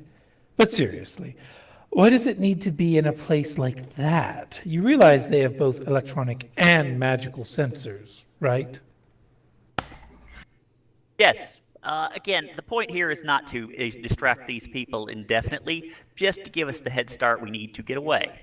And quite frankly, if you can maintain the spells after having cast them at some other location, that would be perfectly fine as well. And if I may quickly interject, if whiskey was there, we already would have had a pretty good diversion.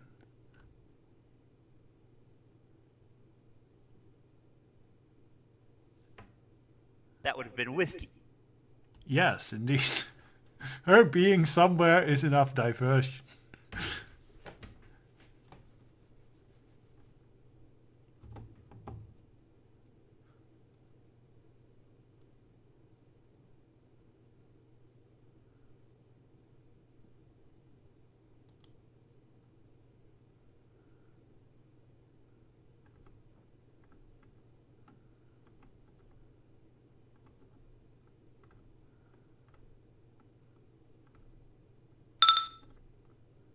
She says, "Look, I can easily do it outside for a reasonable price. But if you want me to do it at a place like that, you are probably going to have to open a pretty healthy expense account. What you're doing has to be worth it."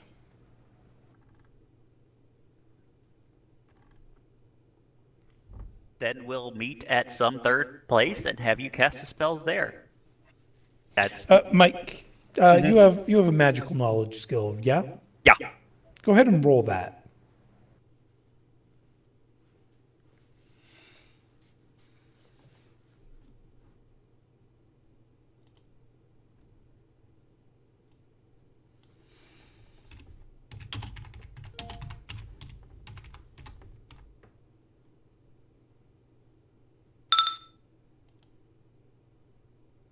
And Frosty is passing the fuck out, so he's very apologetically saying he has to depart. I'm sorry. Rest well. My eyes are closing on themselves, so I can't just. Don't worry, Frosty. One day we'll move you to Canada. It's cold enough to pretend to be Finland. You have to send it to a colder part of Canada, though. Klondike is at the same height. But is Yeah. it salty enough? Can I come too? Yes. And Canada is one of the highest salt consuming countries in the world. So I think Frosty will be fine. Right. Good night. Rest well. Although we don't have Good many night, Frosty. saunas, so that Isn't might be your a problem. national for- snack food just mostly salt and sodium? No. Our national snack food is tree blood that we boiled down into pure sugar deliciousness. Oh, so the fries with gravy and cheese? That's not your national snack food? I mean, that's true. Montreal might disagree with what you just said, VT. Yeah. Well, see, poutine is its own food group, though, isn't it? So, Yeah, like, poutine's actually not a snack food, though. So, Yeah. still Yeah, that's- valid. that's the national meal, whereas maple much syrup is is the your- national snack. But how much salt is in poutine? Too much. Well, no, it depends. It depends on if you're, going to. Actually, you know what? This is a huge. Let's get back to the. With 2 hits, Mike. You know what? I'll say it hits you much too late, and you're going to be at a slight disadvantage here. But you don't need Orchid to cast the spell. She's just going to gouge you. You should just ask her to teach your magicians how to cast that spell. Yeah, I That was would have wondering been for a much while, more why cost did- effective. Yeah, Oh, she I was gouged wondering me for a either while way. why we I weren't expect buying that. a scroll.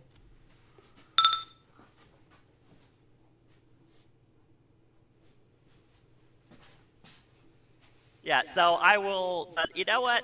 If it's going to upset you that much about doing it at the archaeology, why don't you just teach one of our mages? I've got Bones and a new person, Briar here. Why don't you just teach them how to cast the bloody thing?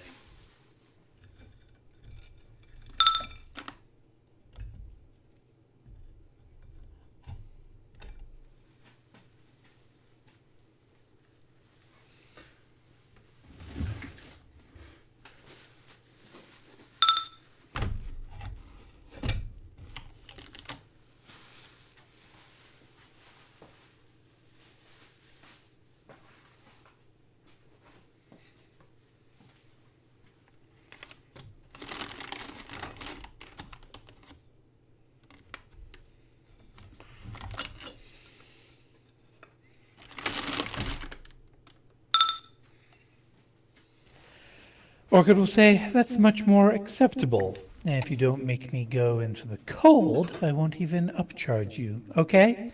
In fact, because you're a friend, 50 in person. Kara, are you basing that value on anything in particular? Because I was about to get you the instruction price that is usually charged for this sort of thing.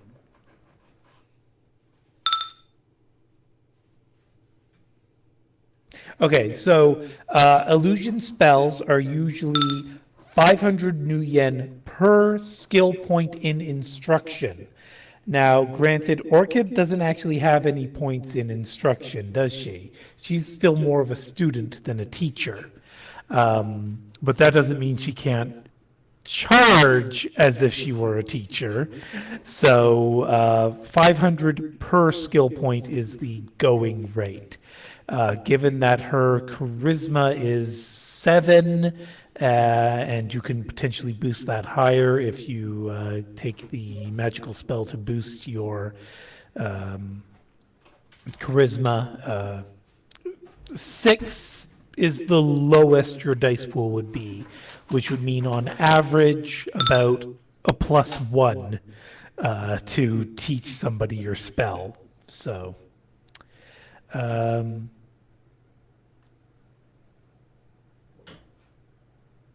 Sorry, so 500? Okay, so Orchid will say instead 500 in person, and we will call it a deal, okay?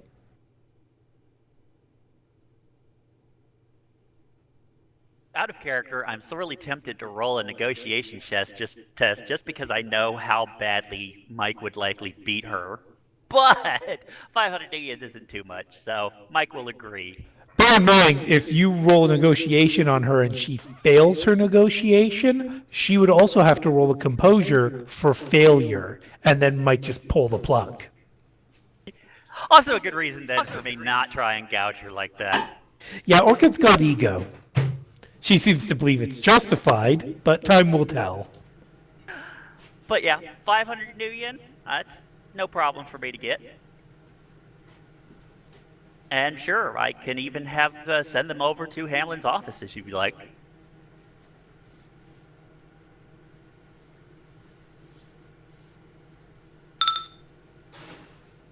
She says, all right, that will work best. All right, I will let you know when they'll be available. Thank you very much, Orchid.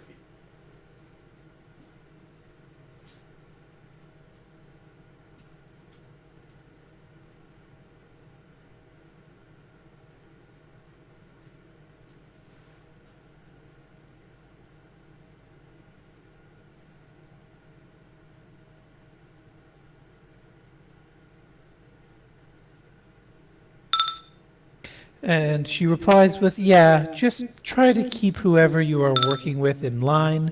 At least promise me they are professionals for a change. Babysitting costs extra. Compared to Whiskey, these people will be an absolute dream for you.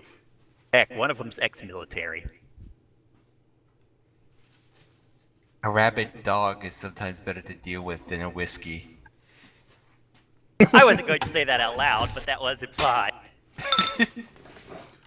I wonder if we should just give whiskey a notoriety rating at this point. She already has notoriety. And Orchid says, so one is ex-stupid then. Good to know. Whew! Shots fired on the military background. Yes, but at least obedient. So, he's got that going, making him better than Whiskey. Okay. I would like to give you the opportunity to roleplay with Briar, Bones, and Orchid. Abobob, Abraxas, do you want to do the character roleplay, or do you want to kind of fast forward the training montage? I'll leave that up to the other two. What Out of magical character? background is Orchid? Orchid, I believe, is something unique called Arthurian. It is related partially by Gardenian Wicca, but instead of revering nature, it's actually closer to black magic. So it's kind of a hybrid of both of your traditions. The irony. I wouldn't mind role playing it if it's a good time for me. Yeah. Bobob, you're good to roleplay it? Yeah, I am. Okay. So, Hunter? Out of character, I secretly want to see and listen to this roleplay. Okay, I was about to say to Hunter and El Diablo, the two of you have not really had a lot of opportunities to roleplay in this session yet, so I also wanted to make sure you two were comfortable with this happening. That's why I was Yes, sort I'm of okay. going to That's why I find was this on the hilarious. fence. I'm gonna find this hilarious. El Diablo? I'm pressing my button. I was saying yes, it's fine. Okay, Bones, would you bring Cage with you, just because you two tend to go places together, or would you ask Cage to stay at the secure site to keep Mike from getting stabbed again? The first thing I would say is then, Mike, you're not going to go talking to any kind of extraplanar entities and ask them to stab you in the chest again, are you? I did not ask her to stab me, although I could see how that could have been construed that way. And no, I plan on staying here and doing research, maybe calling some people to see about getting a few micro drones. Okay, good. He's gonna quickly just get a few things together, kind of almost like that, a small little cup together, and goes like, "There's some of the medications that help you with your healing process." I appreciate it. And No problem. do watch out for Orchid. She's got a hell of an ego. The flip side is she may actually be almost good enough to deserve it, so... Can't have more of an ego than my drill sergeant back in basic. You might be surprised. Either way, just remember that someone else has to be taken with the meals to make sure you eat something. Right, gotcha. Okay, so I'll take Cage with me. Well, the question is, Cage, do you want to go with Bones to meet the Magic Man? Sure, maybe I can learn something from it. Okay. So, Briar, would you travel with Bones and Cage, or would you travel separately? First, I just want to say, field trip, but Oh god, are we the ones gonna be kidnapped this time instead? Everyone roll edge. You okay? Does anybody have the enemy trait by any chance? Because that's would be... Yes, both Bones and Cage. That's, do I on this thing? For self-control, lost loved one. I don't see enemy under Bones's negative qualities. Because it's in its own category. Look lower. Oh, okay. So we actually could And be Smoke- kidnapped on this field trip. So So, okay, so that and is Smoke 5. has a whole lot of people who want him. Okay, enemy check. What is happening? I asked everyone to roll edge as a joke, just to see if anyone had really bad luck. Hamlin has bad luck. On anytime he rolls edge, he also rolls 1d6. If that 1d6 ends up as a 1, the opposite effect of the edge is triggered. So that means So he has what- extremely bad luck right now. But you already rolled a glitch, so what does that mean when you roll a glitch and you get a It's not a real glitch. Oh, okay. And Orchid's edge is 5. So it's 2, 1, really bad, 1, and then 1. So,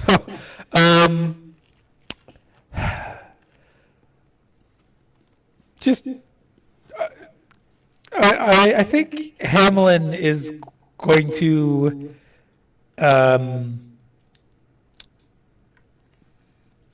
precognitively open the door expecting his guests right before you can knock. But what he isn't expecting as he opens his door is Cage, whose massive The one knocking. size. Sorry, what? So Cage is the one knocking and No. No, like I just said, none of you got to knock yet. He precognitively knew to open the door. He just wasn't expecting Cage, to which he leans back to look up and ends up falling backwards completely and just lands flat on his ass and back in his own home after opening the door for you three. So, first impressions, Orc just suddenly fell over backwards in front of all three of you. You okay, sir? I Hello do there, apologize if I sorry. gave you a bit of spook. Yeah, sorry, I know I tend to be scary, but there's nothing to worry about. Briar, anything from you? I guess just an eyebrow raise? Okay. Orchid in the background sighs and says, I'll go get the tea. I'm going to need Okay, it. considering the three of us, we have a small, medium, and extra large package at the door. And Hamlin will raise a finger while still lying down on the floor and says, No, I'm absolutely fine. Thank you. Tea would be wonderful, dear. Yes, thank you. The three of you, why don't you... well, let me get out of your way first. And he'll roll over, get back up, stand up, and move aside. Come in. I will see about finding a... Oh, yes. I have just the chair for you.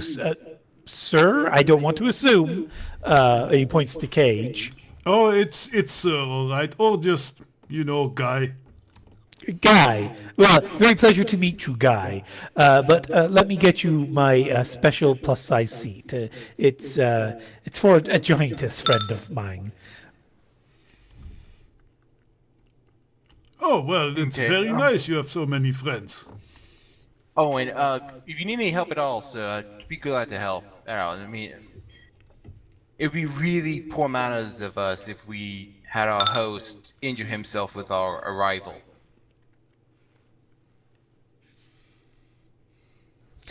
Okay. So, Orchid, when you say your spirits aren't hidden, that there's technically three options for that. There's manifest in the physical, which is not the natural place for spirits, but it means anyone can see them. Existing in the astral, which is appropriate for a magician, but that means only people with astral sight can see them.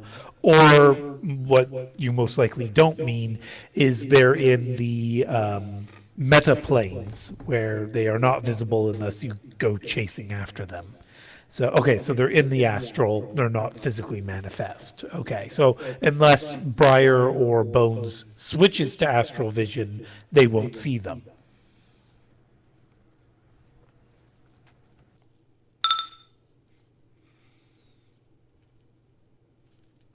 Right. Cage would technically detect the knights. So Cage, to you, it isn't just Orchid and Hamlin. It's Orchid, Hamlin, and a whole gaggle of armored fellows. But you, well, you're computer illiterate.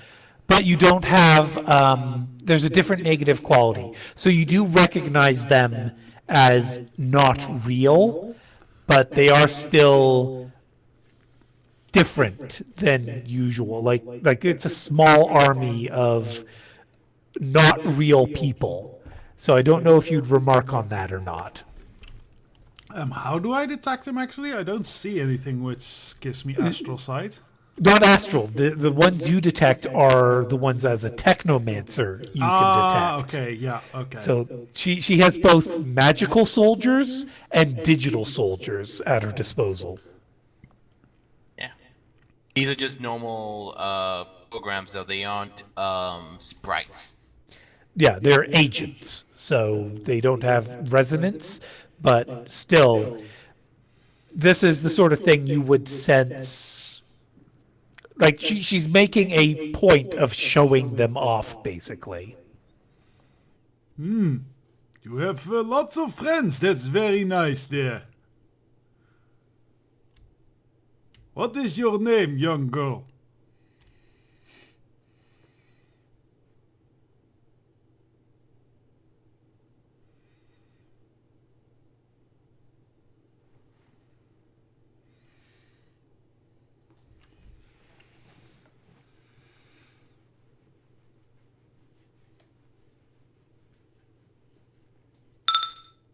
She says, yes. She raises an eyebrow. She brings the tea. I am Orchid. And you are? I am Kate. Very nice to meet you. Oh, tea smells very good. Bones. Come on, Bones has got more of an ego than that. Come on, you should play it up. I am Bones, my lady. I don't know how Heinrichy you probably want me to portray Bones. Not Heinrichy. He has more ego than Heinrich. So probably be something along the lines of, I'm the magical medical master Bones. So you do alliteration and then screw it up intentionally, kind of thing, you know. He does also sometimes use magnifique, but that's more for mainland Europe, I think. And Briar, are you going to introduce yourself? Is this house fancy looking? It is a mage's home. So it is full of books. Like every room is the library. The hallway, rows of books. The office, rows of books. The bathroom, rows of books. So That's she's- not good for the book. What was that you were saying, Abraxas? She's stopped paying attention to the people and started looking around at everything else. Okay, but it is all very materialistic. It's not natural. So he doesn't really have the same sort of vibe your place does. But knowledge is good. Knowledge is good, but this is a lot of dead trees.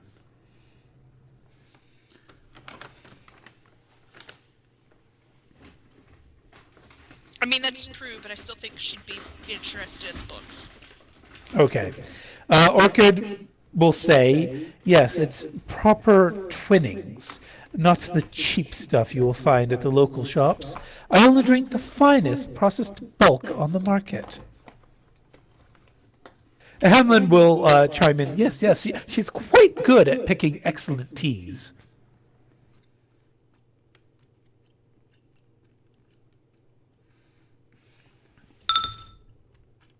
Well, I like tea because it like cleanses the body and all that. So that's what I think it's very good for. Kara, that might be what the AR for the room looks like, but remember, this is just a London home. It's more modern, so wooden floors with carpet on it. Yeah, so in AR, that's what it looks like, but in if you can find, if someone can find something online for just a London cottage or something, maybe that would be a good way to describe the appearance.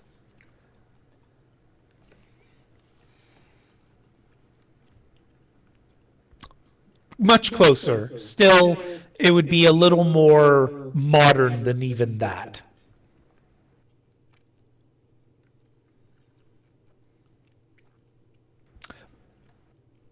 But all the same, Hamlin would have invited you into the study and would basically say, now it's kind of irregular for people to see my pupil and not me, but, well, she's the one who knows the spell, so I suppose it's all right. So I guess that means I should be serving the tea, and I'll let Orchid, you may take over for the social trainee education. Yes, you can do the professing of the educational material. And then he will go around and start pouring tea for everyone. Maybe you can also learn from Orchid if you don't know the spell, Mr. Hamlin. Oh, the thing is, I might. I'll have to consult my notes. I tend to forget spells that I don't use on a regular basis. Orchid will say it's also about drone spells. She would say, passing the tray of tea. It's particularly digital based, at least what they asked. At least they want to hide technology as children, you know, the usual kind of thing. And Hamlin will say, well, but that's usual now?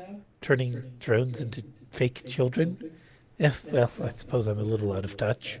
Cunning disguises. Or distraction. Decoys. Cunning decoys.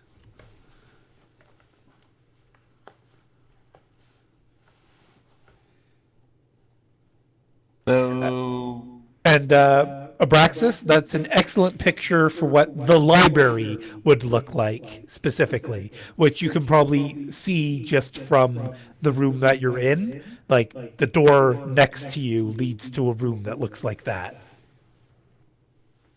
I've been in a used bookstore that was literally just like the walls were books, and it was the best thing I've ever seen. So that's what I thought of when you were describing it.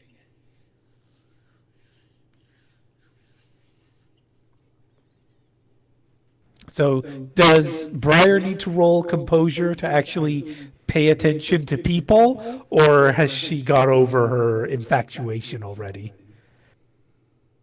Yeah, she'll probably get over it after a minute once she starts realizing that there's tea. Oh, tea. And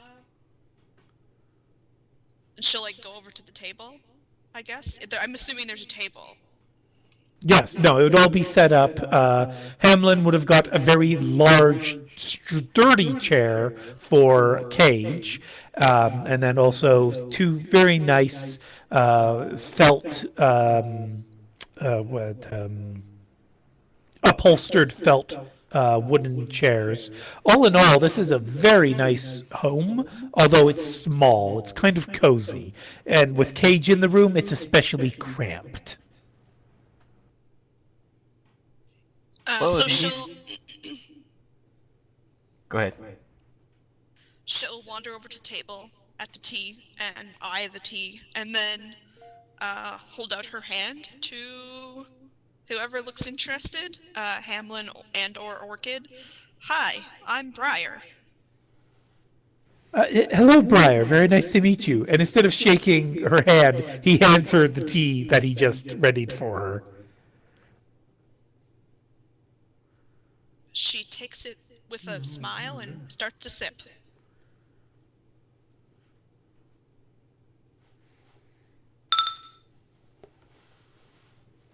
What? Oh, right. You can't view the character sheet.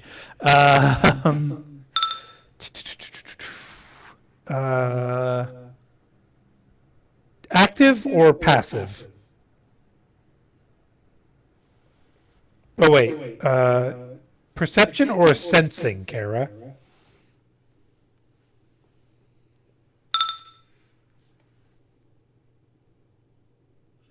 Okay, so active is sensing. You will have a dice pool of 14.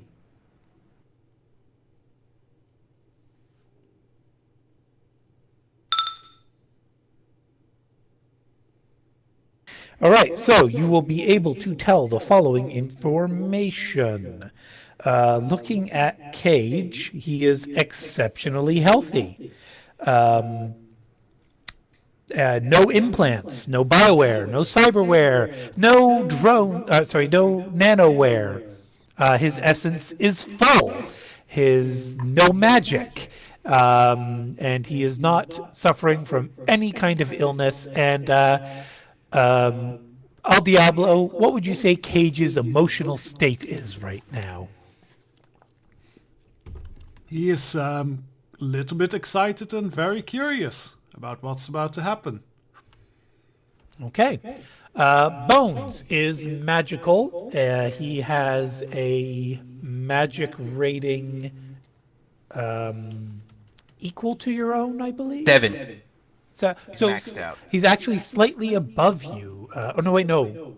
Orchid, I think you initiated to 8, didn't you? So he's just slightly below you. But, like, marginal difference in power. And his emotional state? Intrigued. Interested what's about to go on. He's willing to learn a new spell that could be of use. But definitely, internally, if it's good enough, stressed, as it will, over everything going on with the current job. Okay. And then Briar is got even less magic than Bones, but again, not a substantial amount. She's only a little bit weaker. Her aura is very clean and clear and healthy. And what would you say her emotional state is, Abraxas? Interested. Probably a little tired, considering everything that's been happening. Yeah. Okay. And did either of you bring any of your spirits to this meeting?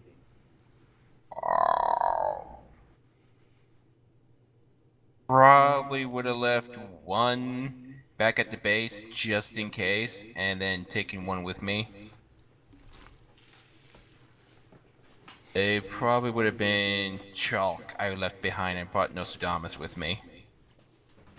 All right, so Nostradamus is a Force 7 Earth spirit who has a Plague Doctor motif.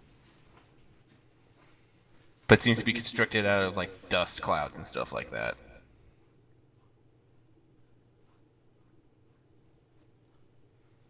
And Briar, did you bring any of your spirits? Where did we go? To Hamlin's home. Is that still in London? Yes. Yes. Okay, she asked them if they wanted to go. Your spirits would be, Hollis would ask if there is a nice garden. Ferric, being kind of an earthy spirit, would want to stay by your side. And Rhine, being a water spirit, goes with the flow. So if you're going somewhere, Rhine will go somewhere. Okay. She asked beforehand, like before we left, then if there is a garden. Mike, do you want to call back and ask if there's a garden? Or is that too awkward for you? He wouldn't want to do it. He'd want to make sure that this was like, it'd be like, is that really relevant? I mean, maybe? Well, I mean, Hollis wants to know. And does Mike know who Hollis is yet? No! But he, again, since he does have some magical knowledge, if you said, what if your spirits wants to know, he'd grasp that pretty quickly. Sure, I'd call back and I'd ask Hamlin, because that seems like the kind of thing Hamlin would be very interested in. Well, I do have a small garden out front that I asked Orchid to attend to. Although I do admit it's been a while since I actually paid attention to. Orchid, dear, have you been maintaining the garden?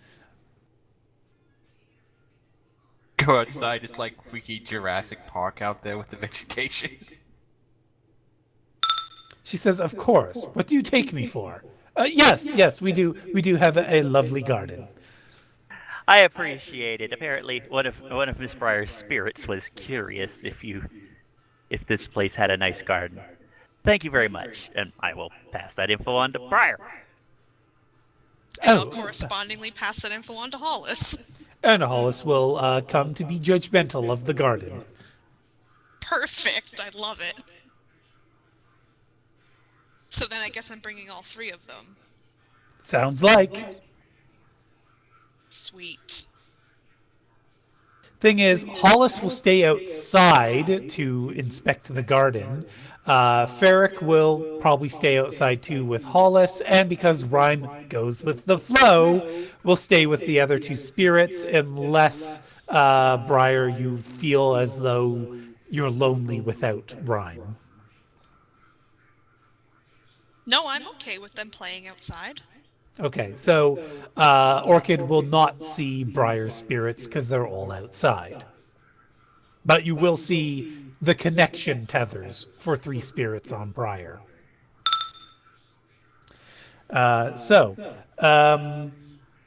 Orchid will look to Breyer and say, "So you must be the mage of the group then," and then turns to Bones. "Or am I to teach you? Or both? Well, we did agree upon a deal," she would say.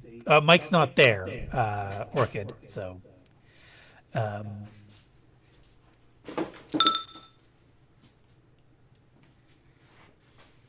I believe it's for both of us, ma'am. Okay. So, yeah.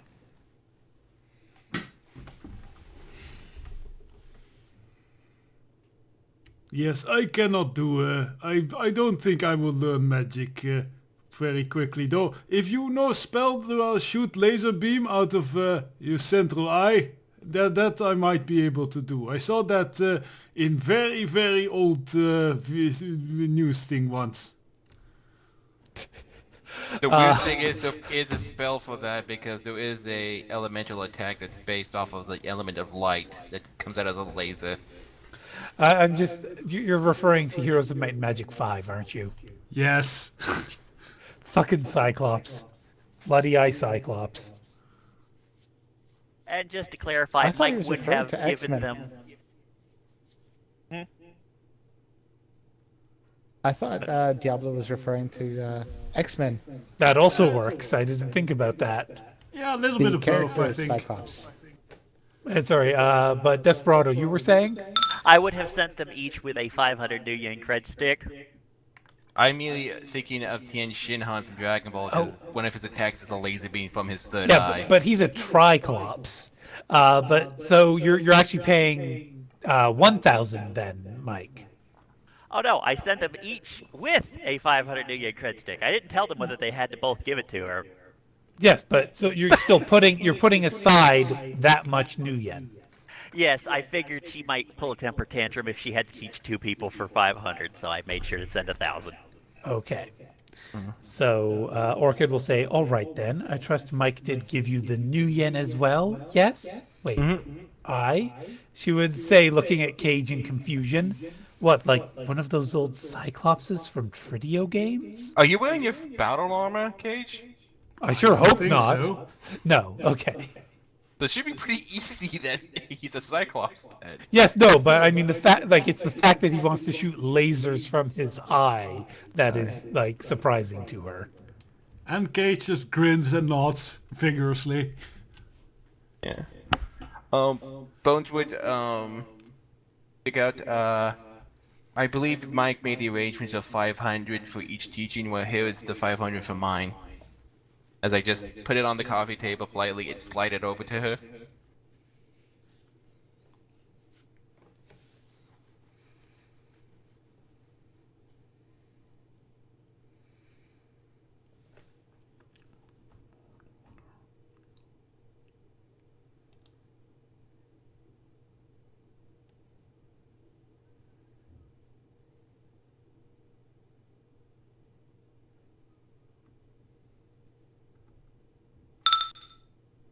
She says, that isn't the. I'll think about that. She would then immediately get her attention caught by the new yen. Ah, yes, good. Well, I suppose of the group I met before Mike was at least trustworthy.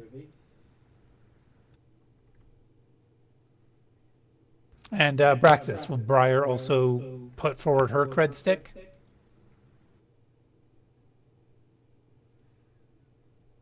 Yeah, when she notices Bones, put the cred stick on the table, she'll be like, "Oh yeah, that," and take it out, and also put hers on the table.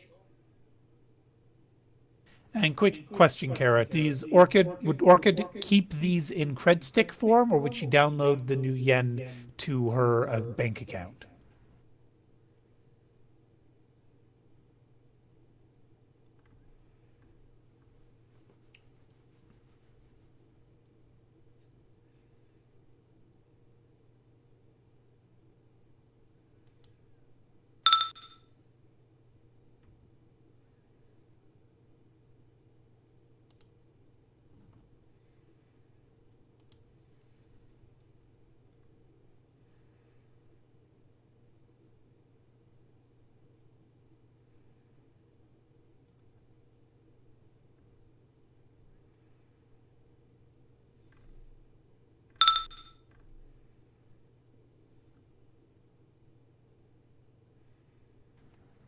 Uh, sorry, I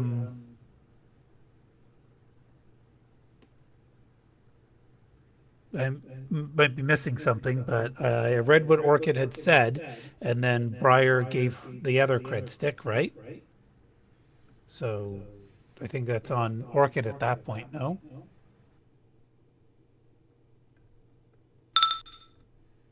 She says, ah, thank you. So shall we get started then?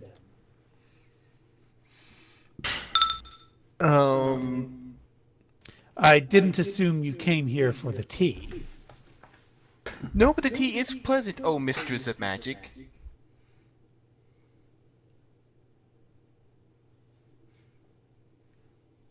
Is the tea actually good? Out of character? She goes for real tea rather than the crappy stuff that most people end up with in the Shadowrun universe. AKA the Shadowrun version of Lipton tea.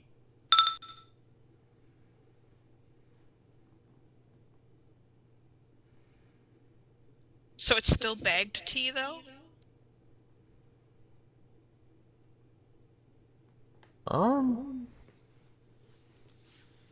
I guess there's the thing. Would Hamlin and Orchid use loose leaf or bagged? I can't remember what they're called, but there's those little silver balls with the holes in them. I imagine they'd probably utilize those. Tea egg. Yeah, it's still a tea bag. Yeah, it's like a little tea ball, or tea steeper. Tea egg, it's called. A Unless you're referring to those diffuser or infuser. Infuser, Okay. yeah. Oh, you're talking about one of those little fancy tea blossoms things. We already established it's an infuser. Done deal. Right. So you two are happy with your tea, yes? Yes, then. And, Briar's gonna try to, like, read the tea leaves after she's done drinking it. Oh, with what question are you asking when you read the tea leaves? No specific question, just a general assessment of well-being and goodness. But directed to yourself or directed to someone? Like, who is the focus of Self. this? Self. Okay. So I believe that you do an sensing roll at this point. And let me just double check that real quick, though. Oh, Kara.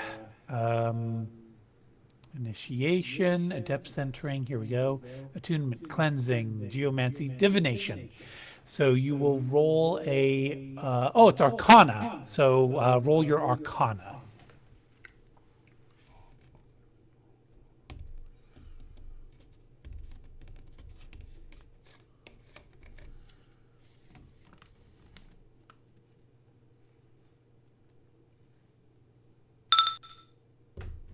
Hot diggity damn, Briar, with 6 hits. Your future is looking that you are at a potential crossroads, that there is great fortune in one direction and horrible pain in the other. You will know when you cross the threshold in which direction you are going, and it shall happen soon. But even the direction of great ruin, there is a silver lining.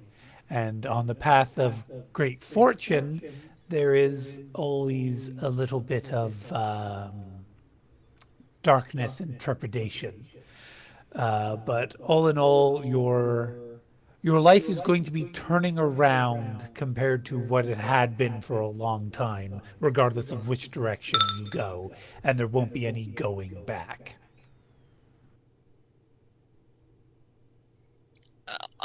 Sounds pretty sweet.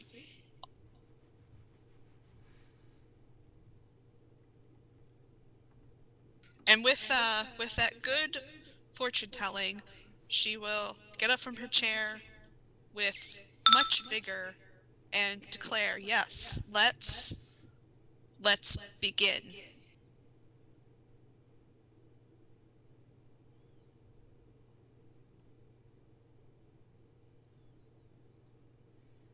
Yeah. Bones would make sure to finish his glass of tea first before he gets up as well. So where will we be doing this training?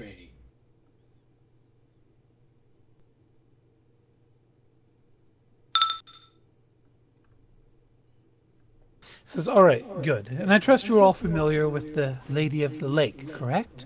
The bearer of the great sword that brought the king his most prized... Well, in the study would be best, she would say frustratedly, as she didn't lead at that and pointed down the hall. Oh, no, I think sassing is appropriate for Orchid.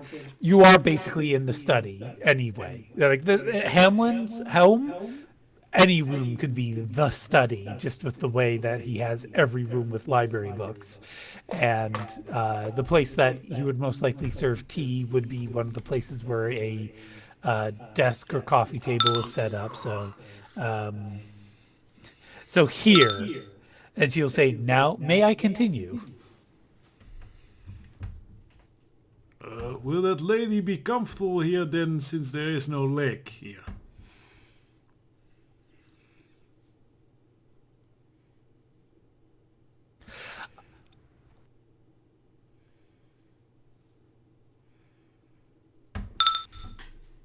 She looks at Cage confused. Yes. Kara, Orchid needs to roll a composure, 13 dice, please.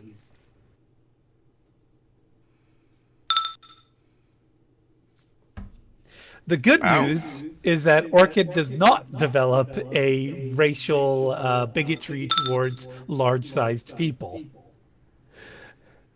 Orchid will say, "Would you like to ask her?" Oh, I will trust your word on it.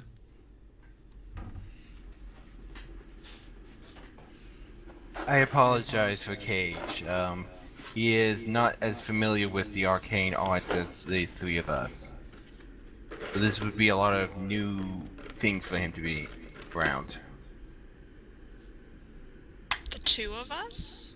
Oh, the Three. three of us. Three of us. Technically, Including Orchid. and technically, Hamlin's still here too. He's just kind of quietly off in the corner doing his own thing. Oh, I thought you went to. Uh, I thought he went off to a different room to go do his own business. well, he's kind of wandered back and forth between the rooms, like looking at various books and magical Okay, material. well, if Hamlin happens to be in the room at that time, I would say 4. Okay, but in any event, Orchid will say, "Okay, then." She turns back. Okay, I understand. I could sense that already.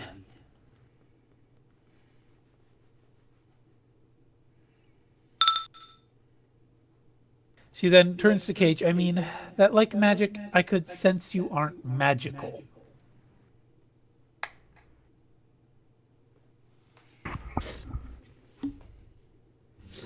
How many hits did she get on that sensing roll?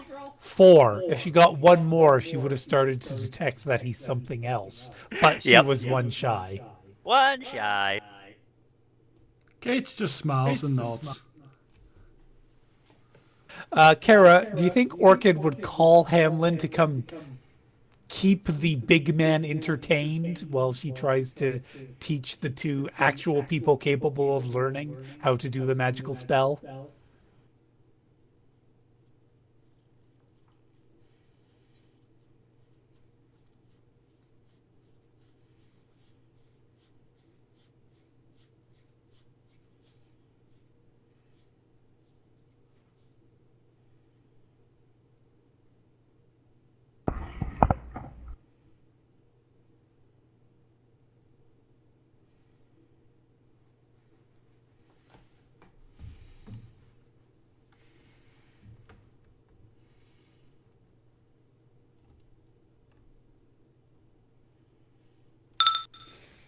Argus is like, "You're not a wizard, Harry." She would say with a bit of fluster, as if feeling like she might have insulted her. And worried that might insulted him, and worried that he might interrupt her again. In fact, that's really why she worried. But then she would think, oh right, Hamlin, she would say, not even turning around to face him. Didn't you mention you had a book on Cyclopses through history? Hamlin would be like, what? Cyclopses through history? Cyclopses. You mention it. Maybe. Why? Do you need it for something, dear?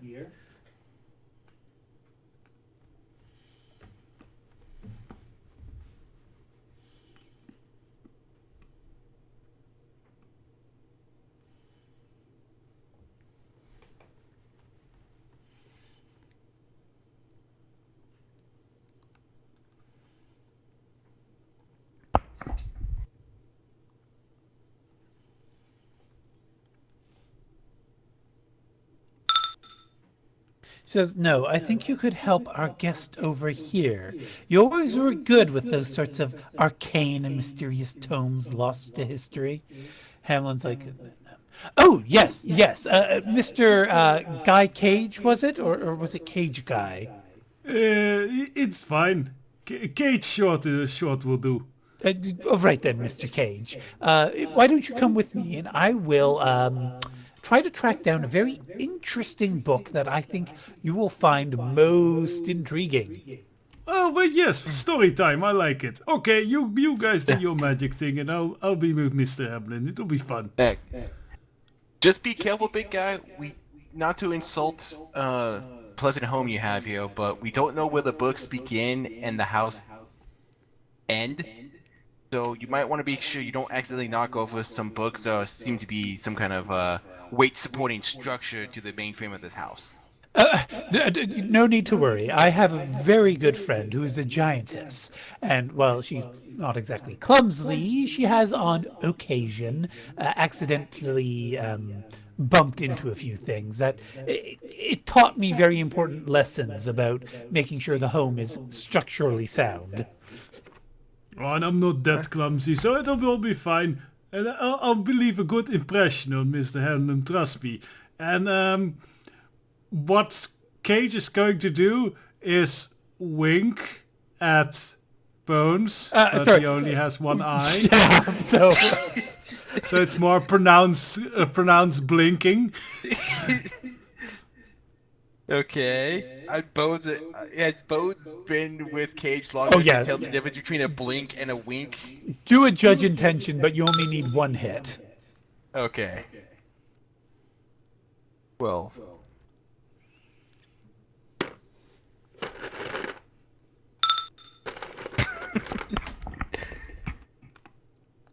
Okay. So that was a wink with one eye. Okay. So what does that mean, Cage? Oh, we'll find out in a bit. Let's Yeah. first let the magic gentlemen, ladies do their studies. Bone knows you're gonna do something, but he's not sure whether it's gonna be something done as a prank or something done out of maliciousness. He's not sure right now. Cage isn't malicious. It's not maliciousness. You can figure that out. Okay. So Orchid lets out a slightly exasperated sigh before looking around quickly to check that there weren't any more distractions. And Orchid, the last distraction, potentially Rico, is quietly asleep in front of the digital fireplace. It's one of the few artificial things in this rustic home, but it still emanates, coiled heat for warmth, and the cat likes the coiled heat. And so Orchid says, right. So, as said, you all know the Lady of the Lake, correct? Yeah. The Lady of the Lake who gave Uther Pendragon Excalibur before he put it into the stone. That lady? Orchid will say, yes, exactly. Out of character, though, I think Orchid knows there are many different versions of that story, and I can't say I've ever heard of a version where the Lady of the Lake... Anyway, but that version is apparently good enough for Orchid, even though she's a bit frustrated with it. Oh, yeah, we don't need to go into the in-depth, but there's some versions I know where the Lady of the Lake gets involved way earlier in the story than before Arthur shows up. I mentioned we need a direct neural interface for Frosty in the past. I think we also need one for Kara so she can do the whole digital voice thing that... Okay, here we go. Orchid says, well, on the bright side, Wait. She would stop as if suddenly catching what he was saying, as if she was already assuming he would just say yes. Right, well, okay, so... You know what? Let's simplify this then. Merlin? She would say, as if asking him to appear before continuing. Merlin the Wizard might be a better analogy. And yes, her spirit Merlin would manifest. And I don't think I have the token for that ready, but let Kara continue typing while I search for it.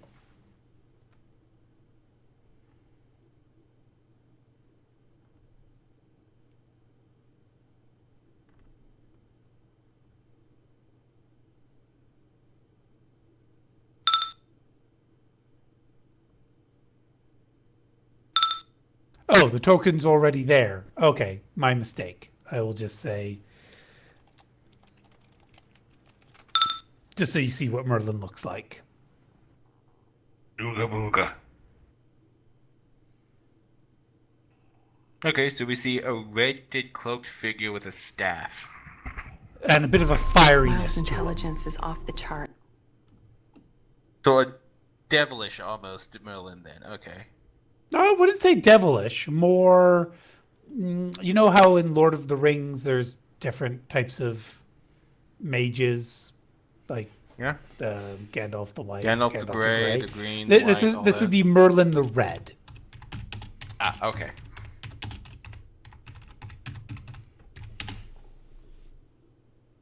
Mm-hmm.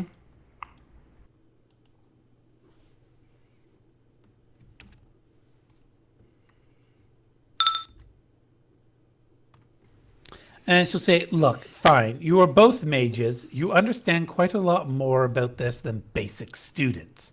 But yes, magic can be brought forth many ways. In this instance, it's as much to shroud as it is to protect.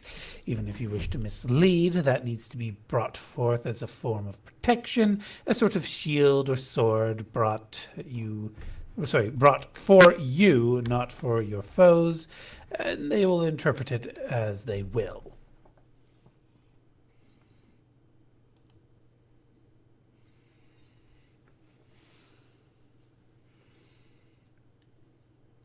Oh god, I just thought about Merlin teaching us a spell about making something look like something else for a period of time.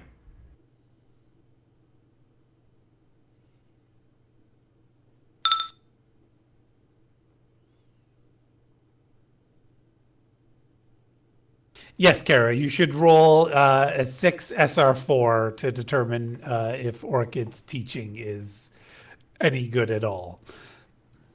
And what would me and Briar need to roll to see how well we learn? For spell training, you will roll. Oops, I'm on the wrong page.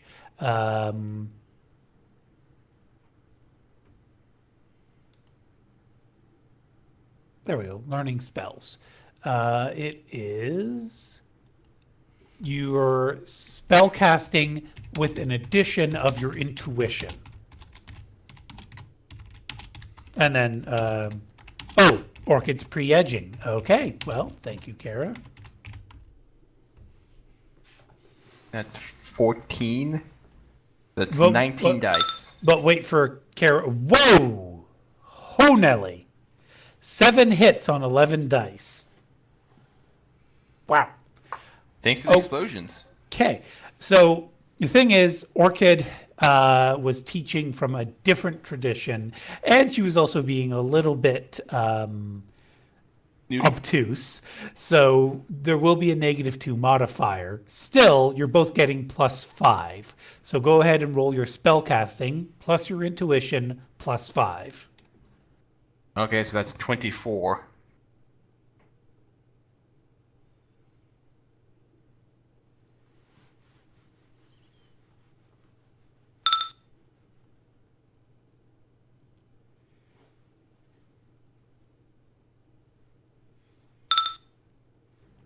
Holy shit. Okay. So Bones with 10 hits and Briar with 6 hits means that, yes, both of you will be figuring out this spell in a single lesson session. So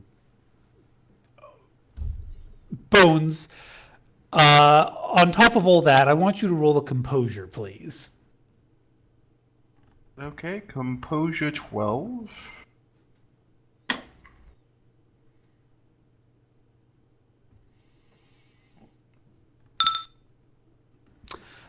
Wow, 7 hits on 12 dice.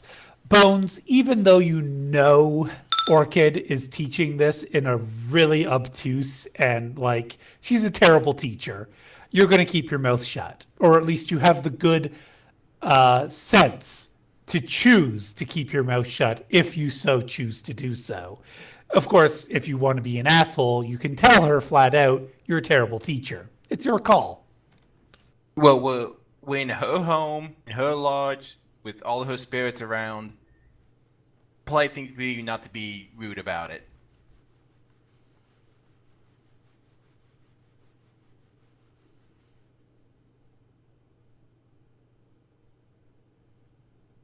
Still, I mean, she got 7 hits, so it's not that she's not.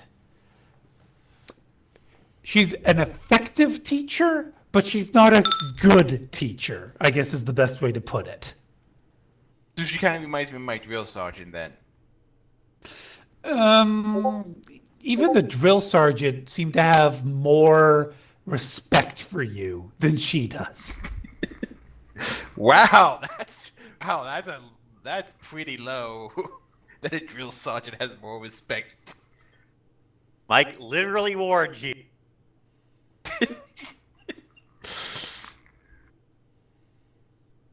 Mike is just gonna think to himself, I'm probably going to owe Mike a drink after this for being so for disbelieving him so much on this. Well, I'll get him that drink after he's done with his medication cycles.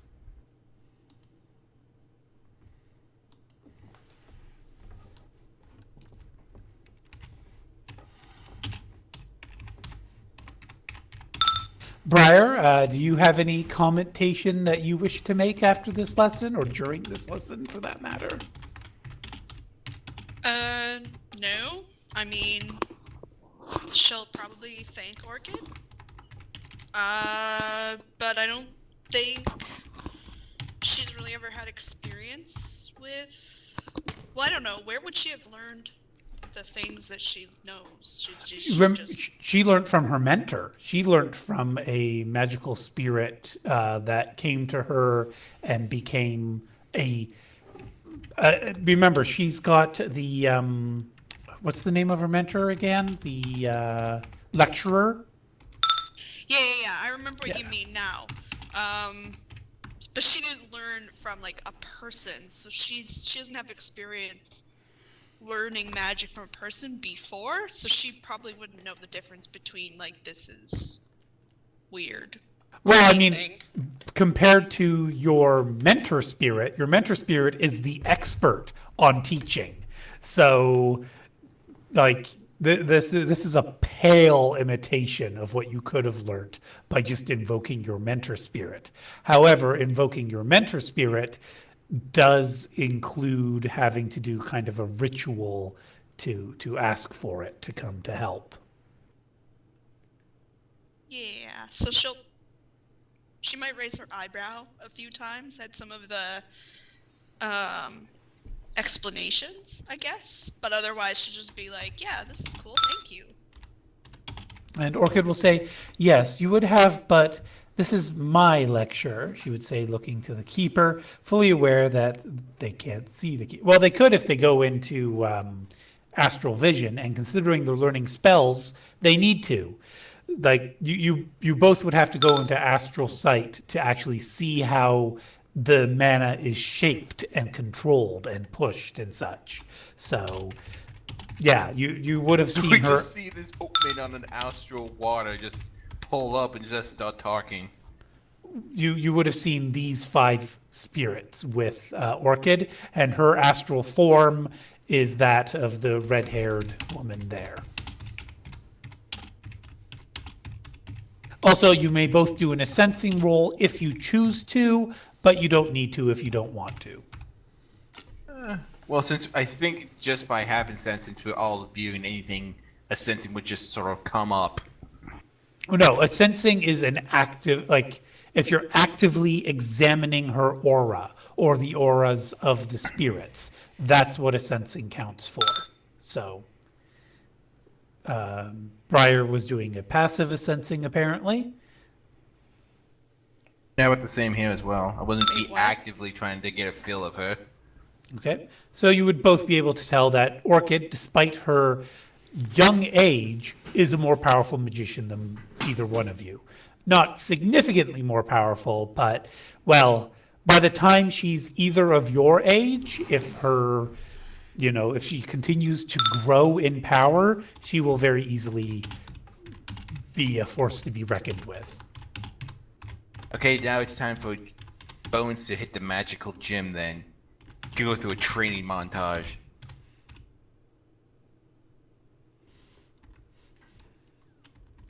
So during all of this, it would take hours to teach.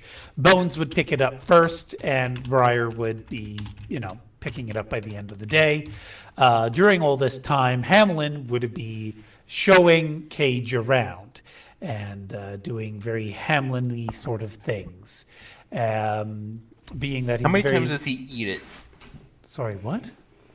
How many times does Hamlin just eat it, just go falling on his face or something? Oh, how many times has he been clumsy? Yeah. Well, I suppose I could roll for that as well. Poor Hamlin. People just keep invoking his bad luck. You're the one who started it with the clumsy rolls. Not a real glitch and not a bad luck invocation. So nothing out of the ordinary. But he is a very friendly, cheerful fellow. So we're just going to see how he does with 4 hits on 11 dice. Cage, Hamlin seems to be a real stand-up, friendly, helpful individual. At least that's the impression you get. Okay, well, Kate is going to be quite friendly in turn, I imagine. Maybe ask a bit about what his relationship is with that good giant friend lady he keeps mentioning. She and I are part of an organization known as the, Hebra Leshemivirhim. I have no idea if I pronounced that correctly. It's Hebrew. Hamlin isn't Hebrew in background at all. In fact, he'd explain this. It's essentially Hebrew for the Society for the Preservation of Life. Not that I am Hebrew myself in any immediacy. I mean, perhaps if you go back a few hundred years, there might be, but ancient ancestors aside, I chose the name since it had a certain mystical appropriateness. After all, Kabbalism is one of the most ancient mystics forces. Zoroastrian is even older, and yes, Zoroastrian does have. I'm rambling, aren't I? The short of it is, my giantess friend and I are the founding members of this Society for the Preservation of Life, and we have been working together to attempt to curtail a particularly insane individual who wishes to destroy all life, if you can believe such insanity. Yes, that sounds almost like a bad comic book story or a comic whatever they have now.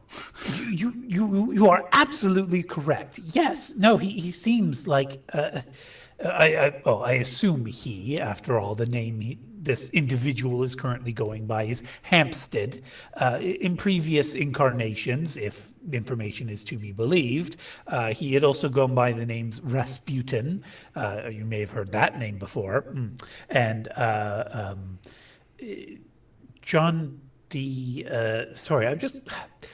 My memory isn't what it used to be. I just need to double check something real quick. And he heads over to one of his books, flips it open, and yes, John D was the other name that he went by apparently hundreds of years ago, which suggests that magic wasn't just absent in the last cycle, but just dormant, and that individuals capable were holding on to magic somehow. Of course, this is all theoretical. He may have, in fact, actually have just manifest in the last 64 years. No, that's not right. It couldn't be that it's just a common name. But yes, it is a very common name, John D. But in particular historical significance, John D. is known to have been one of the mathematicians, astronomers, astrologers, occultist philosopher, and advisor to Queen Elizabeth I. He was said to have died about 180, yes, about 80 years of age, which is very impressive for the 1600s or 1500s.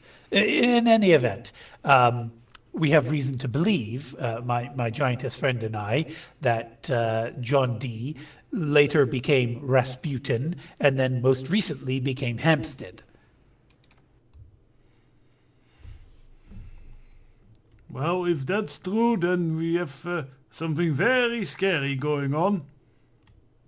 Well, yes, absolutely. It's absolutely harrowing. Yes, horrors. He had already summoned a Shadem. Are you familiar with Shadems? No. They're horrible spirits, very, very aggressive, feed off of misery and destruction. And typically they can't be summoned unless they want to be. But it appears that this fellow can forcibly summon them, which is exceptionally horrific. Oh, yes, indeed. So, you work with this giantess lady. You are not, like, couple? Couple. You mean romantically involved? Yes. No, no, no, no. She would absolutely destroy me. Maybe she wants to do that. Well, some people are into that, but, oh, well, anyways, and also no romantic relationship with no, I'm not even going to go there. Never mind. What, are you referring to my ward? No, no, no, I'm not one of those professors. Indeed. So, you are single then? Well, yes, I mean, it's not exactly a priority in my field. I find that the pursuit of knowledge is a more ambitious goal. Well, you should not lock yourself up. You are a very fine and very smart man, and very nice and everything. So, and I'm, like not for myself, but you saw the man I was with. Yes, he's very handsome.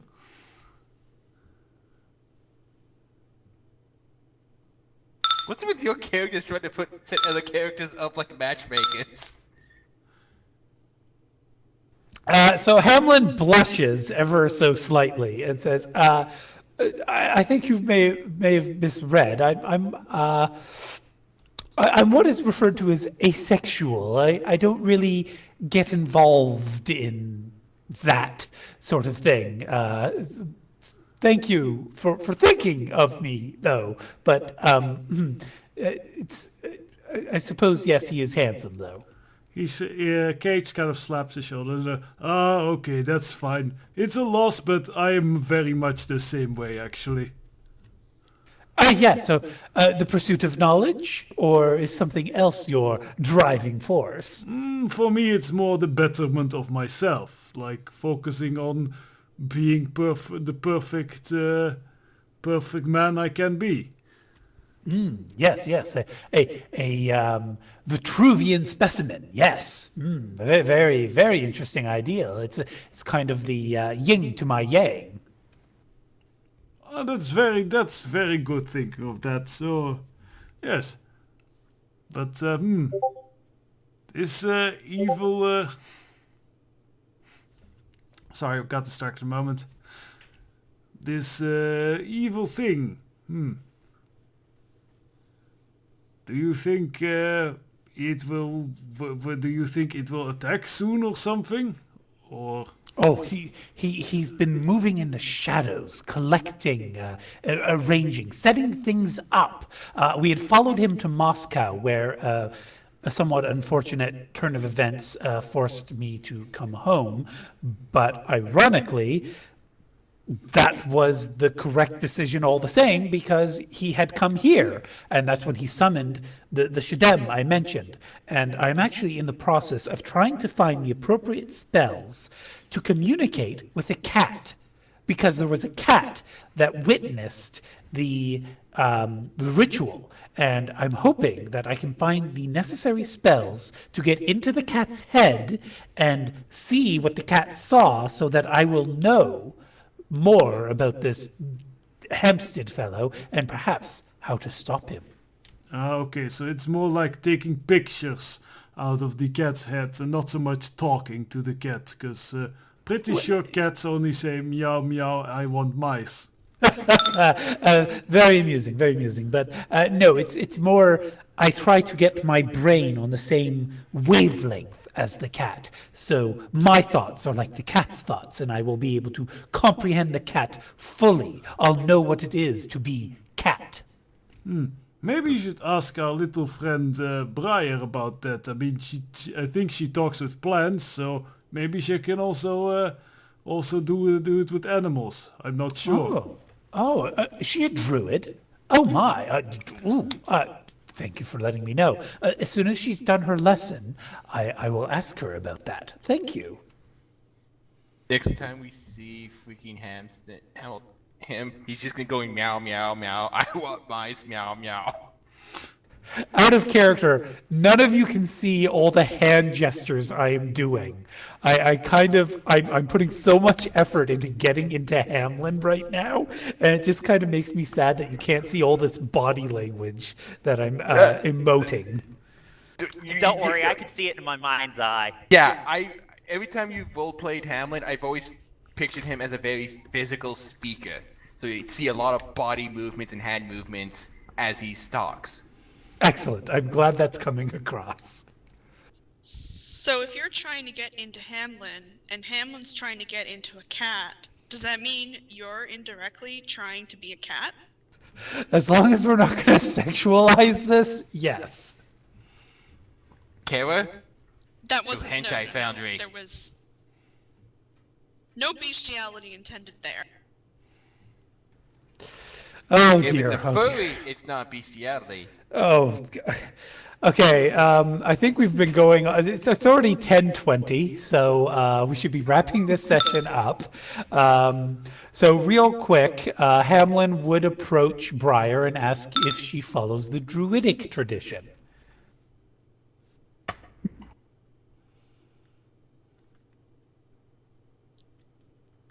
I don't, right? No, I follow the Wiccan tradition, right? Yes, it's very similar but different. No, I'm sorry, I don't. I follow the Wiccan tradition. Why do you ask? The tall fellow, Cage, he'd mentioned that you speak with spirits of plants and that you might also speak with animals. No, I've never done that. Ah, curses. No, sorry, I don't mean to actually curse anyone. My apologies. No, I meant rather that I'm attempting to ascertain a spell to communicate with a feline, specifically the blackberry cat, so that I can read its mind, as it were, and sorry, I don't mean to bother you. It's been a very vexing spell to try to locate. I found some that apparently work for the common household cats, but I haven't got them to work correctly yet. All the same, my research indicates that the mind of the blackberry cat is suitably different from that of a common domestic cat, so that the spell may not even work. Sorry, I don't mean to bother you or bore you. I hope I'm not. No, magical knowledge is always very interesting to me. Perhaps I could help you with your research? Oh, would you though? I mean, I thought you were doing something with turning drones into children, though, weren't you? Oh, I'm not. Yes, I'm not turning drones into children. I guess I am? I did just learn that spell. I mostly work with plants. Sorry, I meant you have a contractual obligation to do some sort of job. I won't pry, because I know your Shadowrunner types don't like to reveal information that might be confidential, but I was under the impression you were currently in a job. So I don't mean to steal away your time and attention from the task at hand for yourself. No, of course not. And my job does come first, but if we were to exchange contact information, is that a thing in this universe? Yes, yeah, absolutely, yes. Yes, so if we were to exchange contact information, perhaps I could contact you at a later date and see if I find anything. That would be most delightfully excellent. Thank you. I really must say that doing business with Shadowrunners has pushed my professional career by leaps and bounds. I mean, I did have that run-in with the police, but that was my own fault. Shadowrunners actually helped me out of a pinch. That's how I met that Mike fellow who introduced you to me. He's a very nice man. Yeah, Mike is cool. He's nice. Yeah. Well, it's been a pleasure having you in my home, but I must apologize. It is getting terribly late, and I'm afraid I do intend to turn in for the evening very shortly. Your lessons are finished with Orchid, yes? Yes, I believe so, and I have some spirits to retrieve from your garden. Oh, yes, you did mention that or Mike mentioned that in the phone call. Yes, yes. I do hope that they enjoyed their stay as well. I'll ask them and I'll let you know. Oh, thank you. I appreciate that.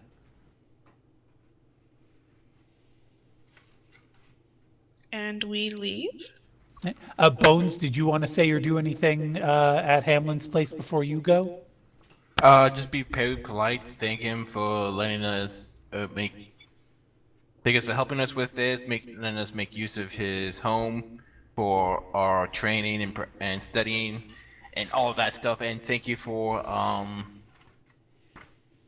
well, making sure that my friend wasn't alone with doing all of this. Considering we look at the time, it's like, oh wow, took us this long. Yeah. Just being really nice and polite about it, pretty much. Okie dokie. And so I think that'll wrap us up for tonight's session, unless anyone wants to declare anything else.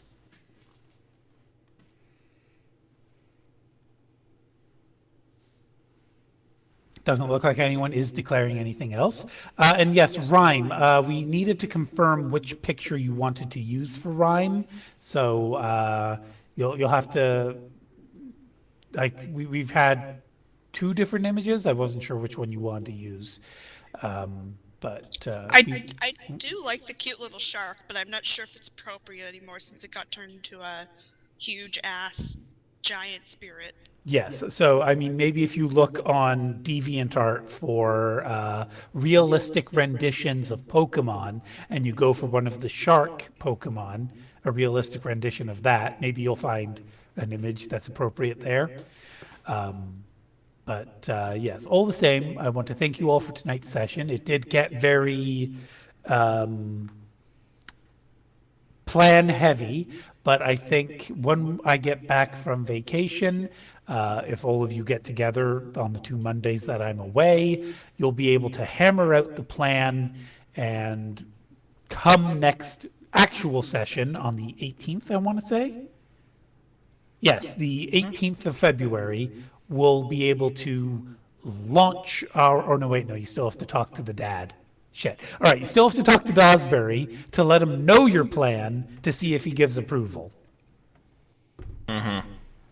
Speaking of, you also want to discuss as a group how you plan to get him out. So try to work that out as a team next Monday or the Monday after, or both. I also got the feeling that he had some ideas about that, about how to get us in and out. Yep, he had some ideas, but he wants to know what your approach is going to be, and then he'll provide assistance.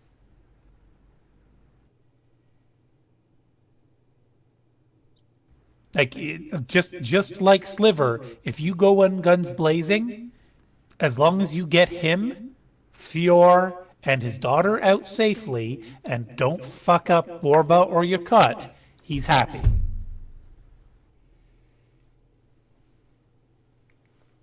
He's that disgruntled. All right. That to be fair, he's like never seen his own daughter, so I'd be pretty disgruntled too. And you don't know it, but he actually also works with 3 people he absolutely loathes, and has to deal with jokes about being a dwarf underground on a very regular basis. Rude. Diggy hole. Basically, yeah. So he's disgruntled for more than one reason. Also because he's a dwarf and that's the only emotion that they have. Ah, that would also piss him off. Wonderful. Which would sort of prove him right. I know, it's hilarious. It's this downward spiral of perpetuality. Something, though, again, knowledge skills. Anyone who has a knowledge skill related to corporate or tactics or anything like that, give me a roll. was one other thing I want somebody to come up with, but I don't want to just say it. I don't have corporate or tactics.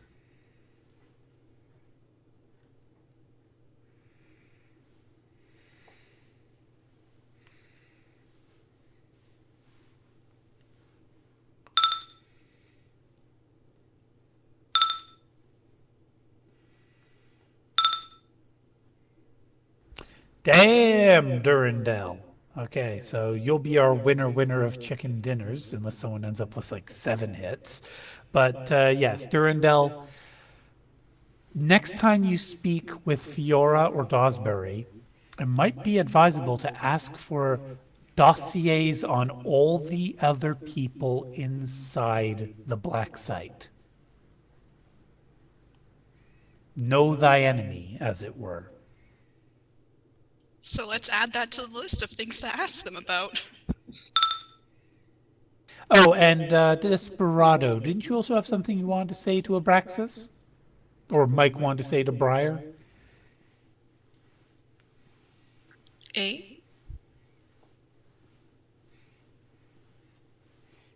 I don't think so, unless you're remembering something I'm not.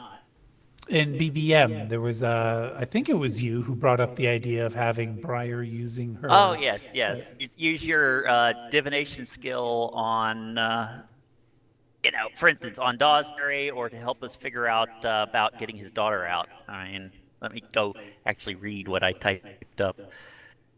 Oh yeah, I can do that, can't I? You did it today to read your own fortune and tea leaves. Yeah, it was kind of a flavor thing that I was going for, but yeah. I forgot that I actually had the ability to do that.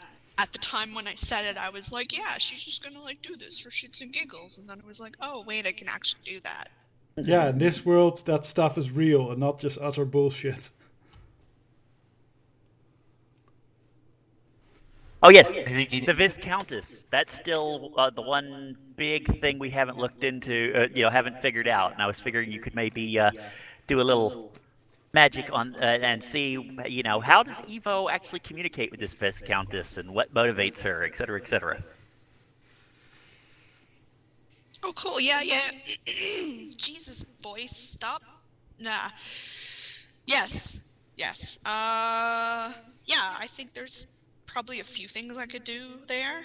I could divine something about her. I could do research. I could ask my spirits to talk to her. I don't know. But yes, I was specifically, in character would be, if you could do a divination on that Viscountess, that would probably help us out a lot, because I don't particularly feel like getting stabbed this quickly again, and I'm sure Dawn would probably stab me again if I did. Right, I just okay, saw yeah. something really funny. I'll look into that.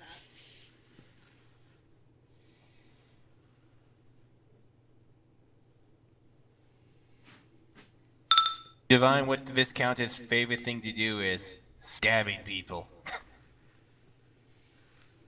Bye, Hamlin. But yes, I'll be shutting down the server now unless there's anything else anybody wants to type or roll. I'm good. Okay. Not tonight. Alrighty. So thank you all once again, and I will be away for 2 weeks, and not a moment too soon, because Abraxas, have you looked out the window? I sure have. I'm actually wondering if I have school tomorrow. I might not have work tomorrow because daycare requires children, and if the children aren't at daycare, I don't have to make food for them.